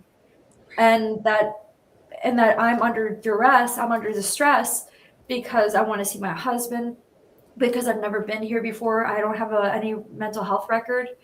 And so they're not taking any of this into consideration. And so I start to get really anxious because I had at that point had seen enough patterns of people around me being programmed and not really seeing people, not really seeing me, which was fine, but not really seeing people and their souls, and actually whether or not like I would need help or I need at least updates about what my situation is. This moment I said I can't have my life beholden to these people. Like I will probably die. I'd rather be free. And I'm in the hallway, and now I'm really in like a panic mode, really considering making a run for it. I look at the door and it says elopement, and it's a barricaded door, the one I came through. And I'm thinking, there's no way I'm going to be able to. But I have my clipboard. I walk by the desk, and the nurses are there, and they're kind of like reading a magazine. They're looking up at me because they think they're like, there's nothing down there besides the exit. And I'm walking by them, and I'm really thinking, do I make a run for it? I can't make a run for it. And that's when I lost my mind. I start screaming. I fling the clipboard, and I'm rolling like a child, like a crazy, like a mental patient. I'm rolling around like a mental patient. And then I storm into my bedroom and I scream so loud. I scream, you know what? I'm done. I'll let all of you die. You don't want my help, because that's the nuclear, that's everything was coming to a nuclear like code kind of thing. And I said, I'm done. I'm not going to help you anymore. That's it. I lay on the bed and all my will is gone. I can't even move my body. I'm at pure peace though. Let me tell you, if that was my condition, it would have just been like, I don't know for how long though, but like, it was like, I felt really just, the life force was taken out of me. One of the doctors comes in the room, and they're not restraining me or anything. Oh, sorry. Let me go back. Before I lay on the bed, I'm screaming. One of the nurses opens the door, and then these guys, the young guys, come in with a huge camera, like almost like they're recording, like for reality TV. And the nurse says to them, this young nurse, she says, "Oh, you're not supposed to be here. It's a mental hospital." But it's like an act, just like it was since the beginning that I got there. And yeah, and so she pushes them out, but I'm in the middle of screaming, and then I lay in bed. Once I lay in bed, a doctor comes in and she gives me a shot, and I pass out. When I woke up, and no one restrained me, which I feel is very significant because I've seen a lot of movies, and that's like a restraining kind of case, like when someone's flailing and stuff. And I wake up, and that's when I see the projection on the ceiling, and I don't know where this projection is coming from because I don't see any technology around me. And they show me, it looks like a jail cell. And I have this concept, interpretation is more than what I'm seeing. But what I'm actually objectively seeing is a jail cell. And then there's green aliens behind the bars. Like it looks like a cartoon, green aliens, not real, but it looks like an animation. And they're standing there stoic and staring at me. And it's like a lot of them. It's like, there was like, I want to say like 12, like around 12 of them. And I'm looking at the ceiling and I'm out of it because I just woke up. And I start feeling this kind of TDCS, kind of like stimulation around my mind, my head. And I feel the stimulation. And as I'm looking at the projection, I look in the jail cell. I see behind the jail cell, there's a black door, and it shows like it's leading downstairs. And the other thing that came up in my mind was that, are the aliens in jail or am I in jail? Because it's like the jail cell, the bars are here, but I feel like I'm in jail because I'm stuck in a mental hospital too. And as I'm looking at them, I see them show me a golden present. And they show me a golden present that it like spins up and pops out and then opens. And I ask, because I'm not knowing this is telepathic, but I'm thinking, I'm like, is this a gift? And then they nod. So they're responding. This animation is responding to what I'm saying, and and then I say, and I feel good because I feel okay. It's a gift because it feels like I was under a lot of pressure, and I felt that this, I was following my gut feeling, and even though this was a bizarre experience, that the gift maybe was warranted at this point because I was so like traumatized by what I was going through, and then they start then a series of symbols flashes, ancient Egyptian imagery, the Ankh, chakras, all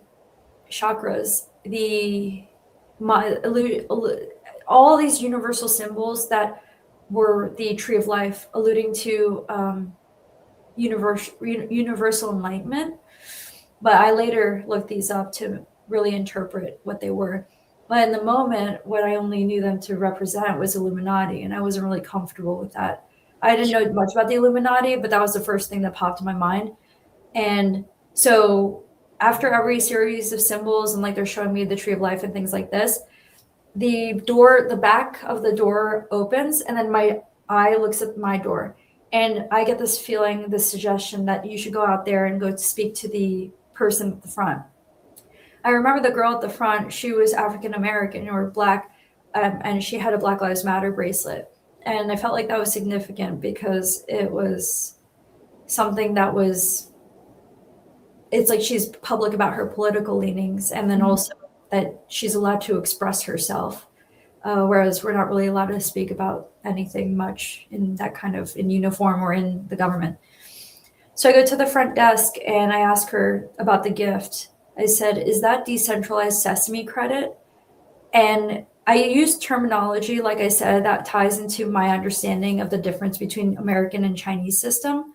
And for me, in American system, what's different is that in freedom, you have choices of who can be an influencer, who can be a leader. Like we have a choice in that, and that it's not top down, that it's up to us individually that we get to decide. In China's system, it's top down. Sesame credit means social credit, and social credit only comes to how much you adhere to the Chinese governments, the Chinese Communist Party.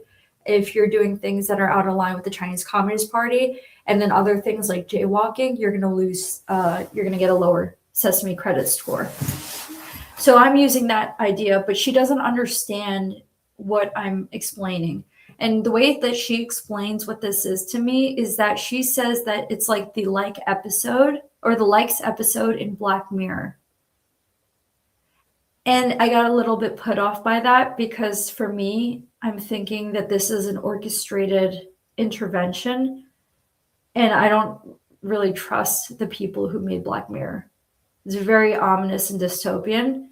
And it sets a kind of tone of how they see us more so than how humanity truly is.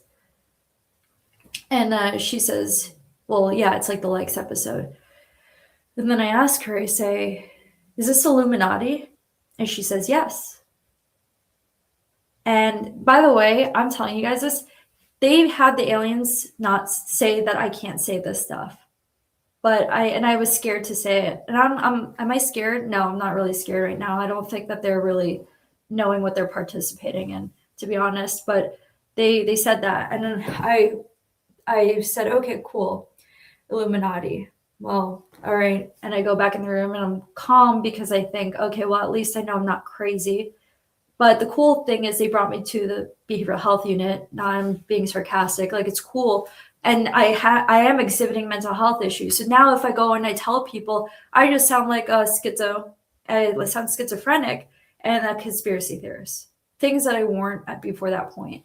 I just was someone who could like kind of see when like the light's on or off, or that my light's off, but that's on. I could see kind of things like that. And when I left the hospital on Monday, I had to get like a lawyer had to just check me out really quick. My husband picked me up.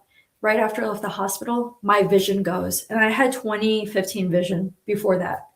I go completely blind. It looks like it looks like when you like, have you ever looked through a microscope or something, and then you have to, or binoculars, and you have to, and it's super blurry because it's out of, yeah. So that's what it looked like for me.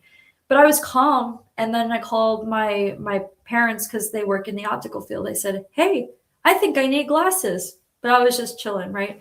So I just need glasses. And they said, "Okay, we'll get you a pair. Just go get yourself a prescription, and then I can, like, my parents can make me a pair." Well, the weird thing is the day after that, so that was the day I checked out of the hospital, literally an hour after on that Monday. But the day after, when I woke up, I had crystal clear vision. Yeah, so I said, wow, not only was it crystal clear, it was almost more vibrant. Like, it looked sparkly when I could look outside. When I look at the grass, I could see it glistening. I never really paid attention to that, and really my perspective of things was really dampened. It was like things were brighter visually. And so I felt this kind of spiritual, I felt like this was spiritual. It was artificial though. It was like a forced, spiritual awakening, because then it was a year later, things got really dark for me. I started feeling everything. I could feel, like, you would think it was me who was feeling all of the pain of the children, me who was just seeing all of the kind of things that were going on in the world, and all of the things that I hadn't paid attention to, but that other people hadn't paid attention to. And then I also started to develop extreme sensitivity to words. So things that wouldn't trigger me started triggering me. And it's things that trigger other people. And it was like being in a prison, because I would feel my nervous system get triggered. So it was almost like I was like in a box, because everything was so triggering.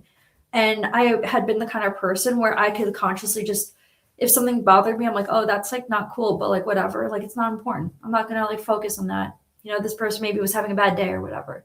That's how I am. That's just who I am. But these moments were really like getting me worked up. And this happened from 2022, end of 2022, all the way up until really last year is when it stopped. Well, really maybe a few months ago is when it really stopped. And it was a really strange experience. But what I came to realize was that, oh, you're going to have to probably cut some of this stuff. I'm sorry. My aha moments, because I have to keep going back. While I was in that dark, like, that artificial awakening was fine. But when the darkness really hit, not only was I felt everything, I was utterly convinced that my government was going to kill me. I was deeply afraid of the US government, and I was scared of them. And I felt like they were trying to get me to go in the CIA. And I was like, okay, I guess you want me to go in the CIA. But it's really interesting. I applied to the CIA, and I was really scared, and it didn't work out. I was like, cool. And then I applied again when I was about to graduate. And I was about to graduate from Georgetown, and they reached out to me. And I actually did mushrooms. I was on mushrooms when they called me. And the reason why I didn't want to be in the agency is because I said, one, I'm doing mushrooms. But I wasn't scared. I didn't tell them I was on psilocybin. But I was so scared of like the clearance and all this stuff. And I was like, they wanted me to do this. But I was chilling on psilocybin. I said, I'm good. I'm not doing anything these people want me to do.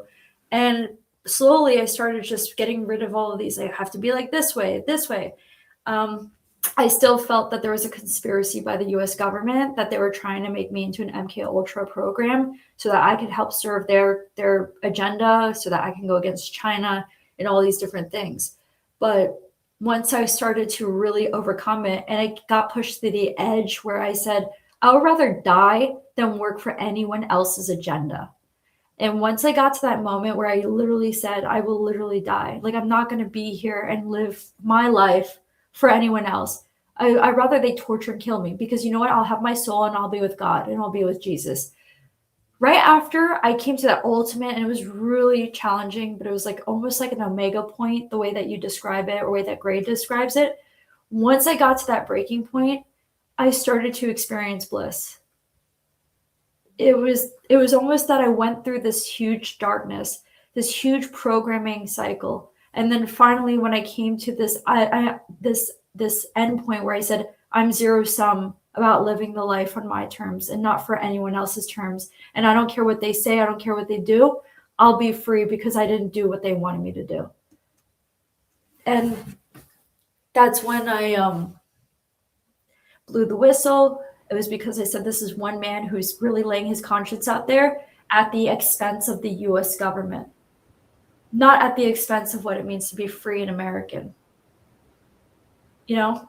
And it was really not because of the UFOs. And this was on Twitter, right? Whenever you did that on Twitter. Yes, and that was January 2025. His email that was read on the Sean Rice show, the UFO thing for me is I don't care about that. It's the human rights, it's the children, it's how they can use these tools to abuse children and abuse people, period. He said that he was alluding to a human rights violation, a huge situation. And he said 2019, and I looked up the report, United Nations report. We had bombed a facility that was majority filled with civilians in Afghanistan. They were manufacturing drugs. I'm going to tell you exactly what I think happened. I think we need to get a lot of people fired from our government, because in Afghanistan, number one, who was employing these guys? Why are we killing civilians and manufacturing drugs? Opium is their crop. We have so many programmed people. You can't do drugs. You can't do this. And they work and they hit a button and they kill people. That's the greatest threat to us, our children, and everyone, our people who will sit here and they'll laugh about me. They'll laugh about anyone else who says that that's programming. He was talking about it because I think he broke his programming. And I don't know what happened. And I said what I said because I said I believe he's still alive. Because I know certainly that his soul is alive. And they came to me and they said, oh, no, Russia did it. You know what? BS. And, people called me a stupid idiot. They called me a bitch. I don't know why they were so mad that I had my opinion. It was coming from people who claim to be free speech. They were so mad. Again, remember when I said people got mad about the UFOs in the Middle East?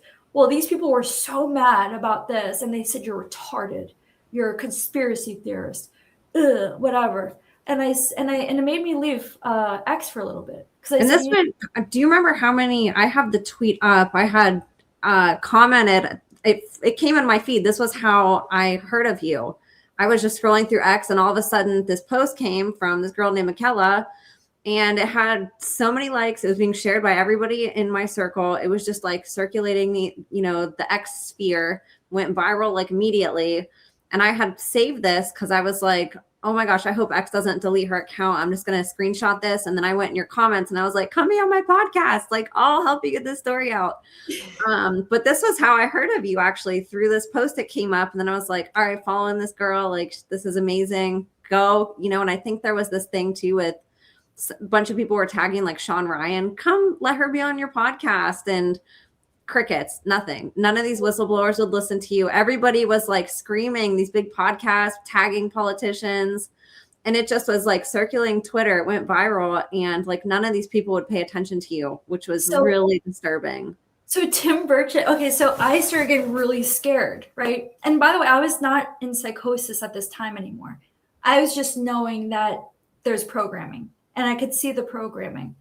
And then I'm looking at, I could still be in intelligence. I still could have done all these things, but I was in a, what is like a transition period.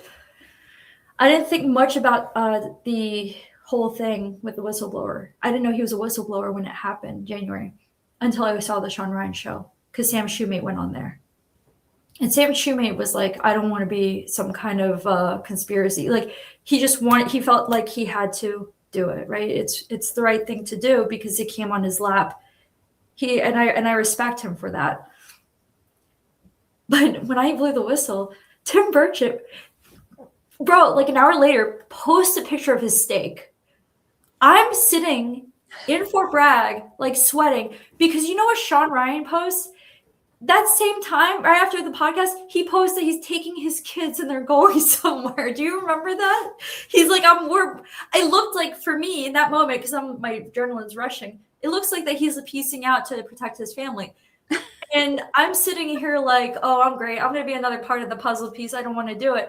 When I tell you I was really scared, like I was really scared. When I saw the stake from Rep. Tim Burchett on his ex, I wasn't confident that they were working at the same pace that I felt concerned for in my life. And then a couple days later, what I did, this is what I believe a lot of people were deterred by. I also turned down a lot of people who wanted to interview me because so many. I said I was scared. I just wanted to get it to the right. I wanted Congress to be on it because I didn't want to like really. I didn't put classified information, but I also don't know what we're dealing with here because anyone could weaponize anything, or they could just not see clearly that I'm not someone who's trying to like revolutionize anything, right? I can't. Or they think I'm like some kind of threat on Fort Bragg. That's what they thought. So in that moment, so a couple days later, I posted something that was right at the line of what would be inciting something, but it wasn't inciting anything. And it was about, it was administration related. I don't want to say it because it's going to like signal and someone's going to be like, what's this? You know, because they can listen in on certain terms. But I posted it. I lost 3,000 followers. And because I was so scared, I said, thank God they're off of me. And now I can kind of like reduce my visibility so that they don't kill me because I know too much. I was literally not even in a Black program, right? Like besides the thing that I did. But the thing I did, people are just going to call me schizophrenic or something. They're not going to believe it. I wasn't in one where it was like Matt Livelsberg was in a Black program. And after I made that post, I knew that the Secret Service was going to come speak to me because I said, good, you know why? I don't know where these rogue entities are, but they're certainly going to be probably around where I live. And I want, if the bad guys are watching me, then I want at least surface guys to watch me, because if they see anything bizarre, even if they're maybe indoctrinated or don't know what's going on, it'll be bizarre enough. And there's sort of like decentralizing how many good people can see this. Like, I'm not going to sit here worry and wait for the bad people. Like, I want good guys who are not participating in these things to see this. So when the Secret Service came, he was pissed. Like he came to Fort Bragg because he drove all the way from Raleigh. And I don't think he thought I was like a national security threat, but I have to follow through with what they're doing. And when he came, Army CID is like it's like the special investigations unit in the Army. There was one guy from there, and then there was the guy from the Secret Service. And they interviewed me and it was fine. And they were like, okay, we're just going to close the case. And yeah, I think that might have deterred Congress and stuff. And that's fine because once they saw that the one congressman I was trying to reach to, who I trusted more than the others, that he wasn't really, on edge the way that I felt on edge, I lost confidence in any of them. I said, you know what? I just don't even care anymore. I'm glad that there's some kind of FISA or whatever. And they closed the case, by the way. They closed it. They called and they closed the case after a couple months. But yeah, I said, okay. like, I guess this is it. I guess this is what it's like. And I'm lucky because I didn't work on any programs, but now I know what it's like when you're a whistleblower. I mean, it's worse. But then there's a point where I see people, they just give up. They're like, I guess this is just the way it's going to be. I'm just going to help people the best I can. And then maybe something will happen. But here's the thing, Emma, I'm back because I have conviction. And I know that I can't sit here and wave a flag and get everyone to face what's going on. But what I can do is I do have a particular set of skills. I can trace individuals to corruption, nonprofit human rights violations. And I've watched quite a few of your interviews where I can connect the dots on some of these people who are perpetrators who have influenced our foreign policy. And I've had quite enough time to leave X and really think about everything and kind of piece together what I've experienced and my takeaways from what I have been observing from the masses, not masses, like not universally, like individuals or different people waking up and starting to slowly get, catch up with what's going on, but like large scale, seeing where I come from and like my background. And I said to myself, I said, it makes a lot of sense why our American foreign policy is absolute trash. Because if it's full of people who lack a moral compass and then people who are blindly indoctrinated or patriotic or are people who never experienced anything so out of the ordinary for them that they can't fathom that it's something that happens and they're unwilling to step out of their comfort zone to see that this is happening, that's exactly why these crises around the world, and I'm talking about literal wars and civil wars and all these things, that's literally why all of these things are happening. And then when I look at some of your particular guests, that it's not just globally what we see with what I just said, more of like the globalist kind of stuff, but that it's festering at the top of the hierarchy. And that's where it starts. People who establish foreign policy. So you have people like I went to Uganda and South Sudan. I do humanitarian stuff now. I don't even want to say humanitarian because I feel like that word's so corrupted by people who are not really doing the work, a bunch of globalists. Yeah. And, but I'm working human rights for I'm trying to get Congo. Why I'm really back here is because East Congo is in war.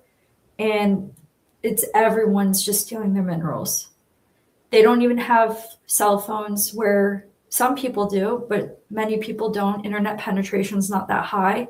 So when a human rights crime happens there with companies and Western corporations and Chinese corporations and complicity from US State Department, it's like there are people screaming and no one can hear them. Oh. It's like dark forest theory. People use dark forest theory to say if a tree falls in the forest, does it really, or not dark forest theory. It's the tree in the forest theory. I don't know what it's called, but if a tree falls in the forest and no one observed it, did it really fall in the forest? Dark forest theory is about the aliens, which I don't know why I brought that theory up, but it's forest related. And I work right now because I'm from my foreign service background. I work with I found an incredible human being named Pappy Orion. He's a refugee himself from East Congo. He went back and he started an independent nonprofit, and he's grown the media presence so successfully that he has celebrities and all these different people who follow him. He is doing incredible work in the war zones in East Congo, rescuing children and rescuing women. And not just doing that, but also helping them get opportunities to go to school so that these things are not inhibiting their pursuit of having independence and having their own life and having freedom. And I'm back here because I'm going to share this with whoever wants to hear it. And everyone can call me schizo, they can slam me. But at the end of the day, they're going to know that Congo needs help. And Congo is a microcosm of the fact that we have people in leadership who think there's a trade-off between human rights and national security, and then state sovereignty and globalism. State sovereignty is paramount.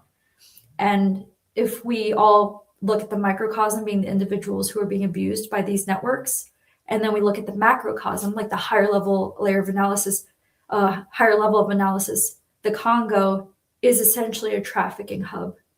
They don't have choices. It's mining, getting trapped in mines.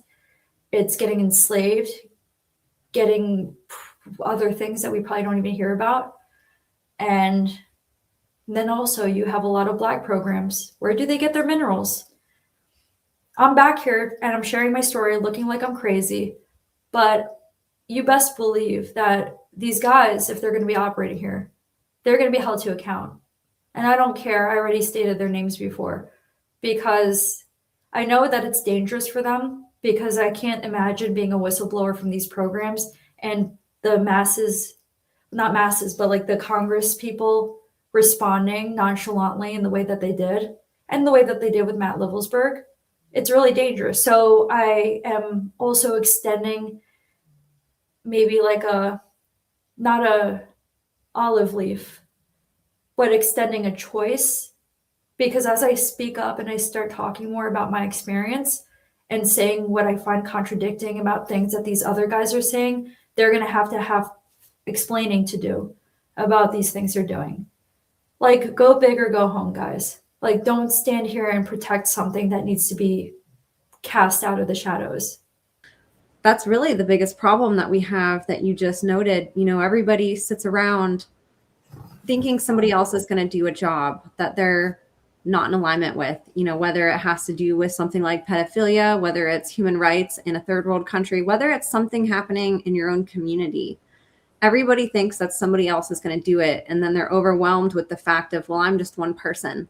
You know, what can I do? And it's like, gosh, how many millions of people every day say that, when if all those millions of people just did something, one thing, one day, the change that we could make. You know, it is very frustrating. And even seeing the instances where you, a young girl, are in these vulnerable situations with some of these men that are sort of in positions of power, even whether it's a doctor, whether it is, you know, in the military, all these different instances where you're around people that have these authoritarian titles. You're presenting ideas on how you can make the playing ground more fair, whether it's for pilots, whether it's for a whole country, you know, and you're constantly you're getting pushback from people who could be the person that could start that change with you, you know. There are people who I used to respect. But then I said to myself, I said, you know what? Yeah, it kind of sucked, like getting responses from some of them. But then I said to myself, I said, you know what? This is a learning message. It's me learning to not really, like, even people I respect, to not worry about what they think. Do what's right. And whatever people say, then you know what? I can at least say I did the thing that I feel is right. I spoke out, I spoke up. I left because I wasn't certain. And then I found more conviction because I found people who I believe who need to be recognized for what they're doing, both for safety and because something needs to be done there in the Congo. And then I said to myself, I'm a little bit all over the place with how I speak, though sometimes I can speak well. But, you know, given the context of what I'm stating, it makes me look like I have maybe some sort of psychobabble, is what people say. And I really want people to just take away from this that even if you are saying something that people might call psychobabble, like, I'm still up here. I went to Georgetown. I was in all these spaces where this would be really mortifying. And I'm going to speak up and I'm going to continue to do so. So at the end of the day, I feel more confident about doing the right thing. And then hopefully being able to at least catch these predators. And then inspire more people in the younger generation to continue that thread. I'm personally so inspired by you. I thought you were such a badass the moment you went through my feed. I was like, yeah, you go, girl. Like, speaking over all these men who should be coming forth and sharing this information, you know, and it's this young girl coming out and was, you know, blowing the whistle on it, which is really incredible that you had that courage to do it. And I'm sure you didn't do it to go viral. You probably weren't expecting so many people to share it and all the attention. I'm sure that was really overwhelming. But man, kudos to you for just doing it. You know, so many people know or are involved with things that they know are wrong, but they go with the flow because it will, you know, ruffle the feathers. It'll cast ripples in the water. It's going to stir some things up. And a lot of people are very comfortable not having that stir happening around them. They're scared to be the one to create it. But the only way that we do make change is by being the ripple in the water, you know, by casting a stone in there and causing a scene and changing the trajectory of whatever was happening, changing the pattern, and somehow making change that's going to happen, hopefully indefinitely, you know. And I think it's incredible what you did, what you continue to do. And I wanted to ask regarding your efforts in Congo, how can people support that? Is there a way that people can contribute to this cause, or any way that you would recommend people get involved with this? Oh, yes. Thank you so much. I'd love for people to get informed about it, to see what's going on. It really does touch on everything that is globalist today. It really challenges them, and it shows you the shadow, the mirror of exactly the kind of governance that is festering right now, and the kind of ignorance and blindness that is happening right now. And so the organization, the Congolese organization, is called Focus Congo. Focus, like focusing, FOCUS Congo, CONGO. They have an X account, but they're more active on Instagram and TikTok. They have on Instagram, I believe it's over 200,000 followers. And then on TikTok, they have over 100,000 followers. But their founder's name is Pappy Orion, and he has a lot of followers on TikTok. And so they're incredible. I was hoping that I would have my sweater, because I have custom sweaters being made right now, but I'll have them in a couple of weeks.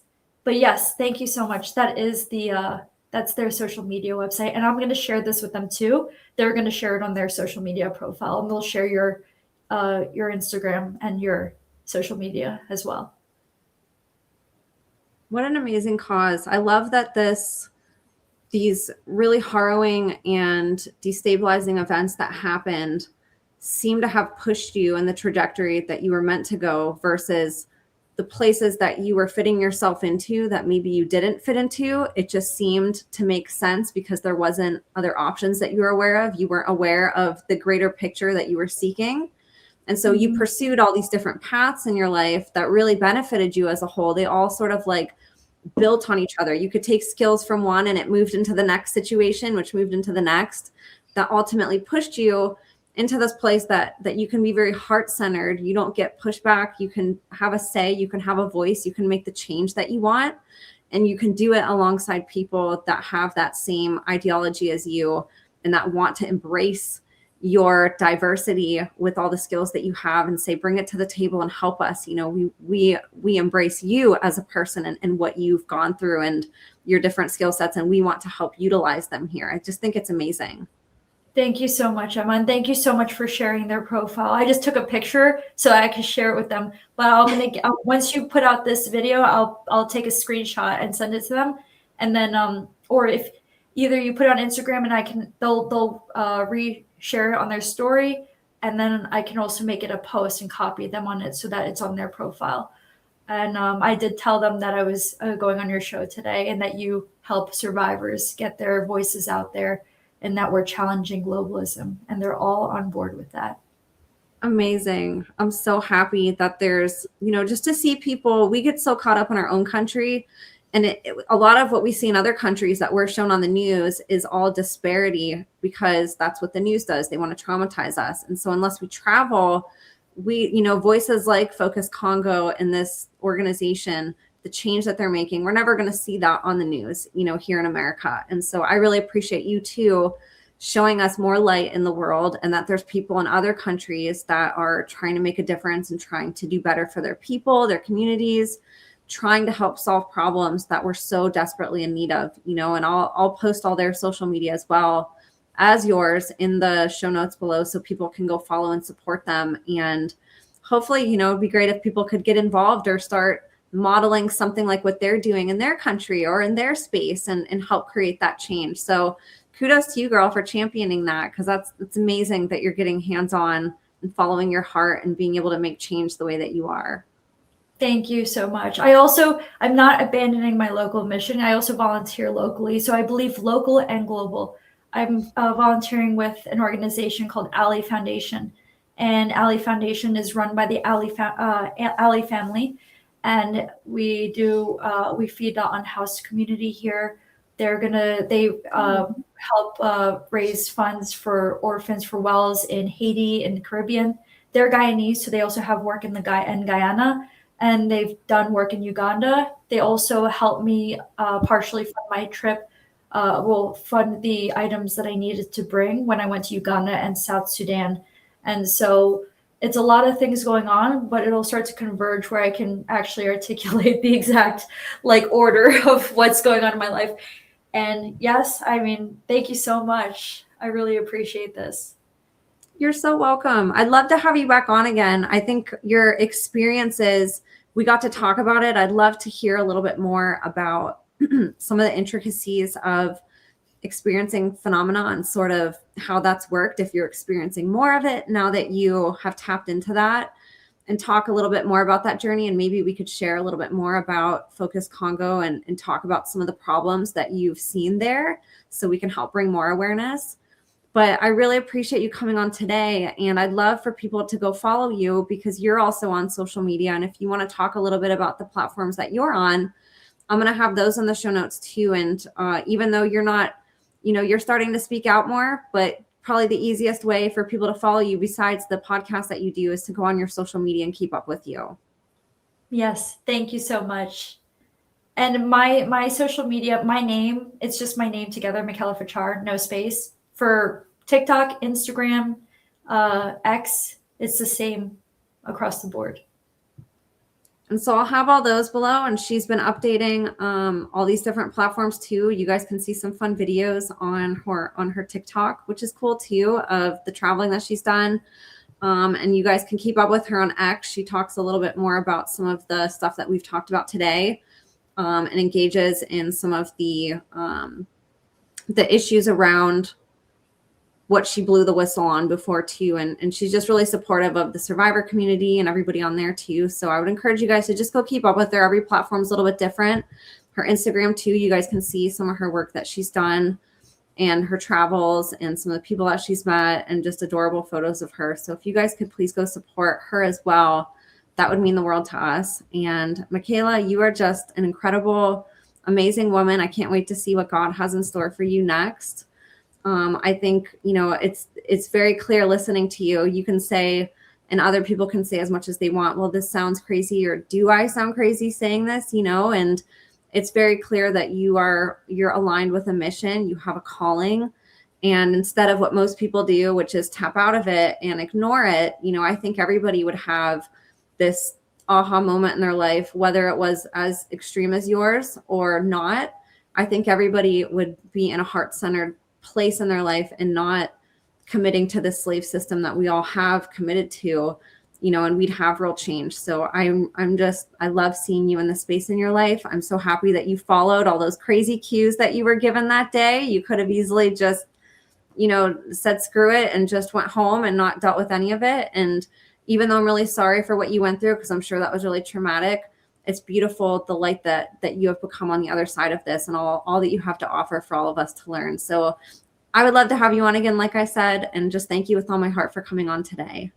Thank you so much. I'd love to be on again, and definitely I'll answer all your questions and I'll get more into my ET experience.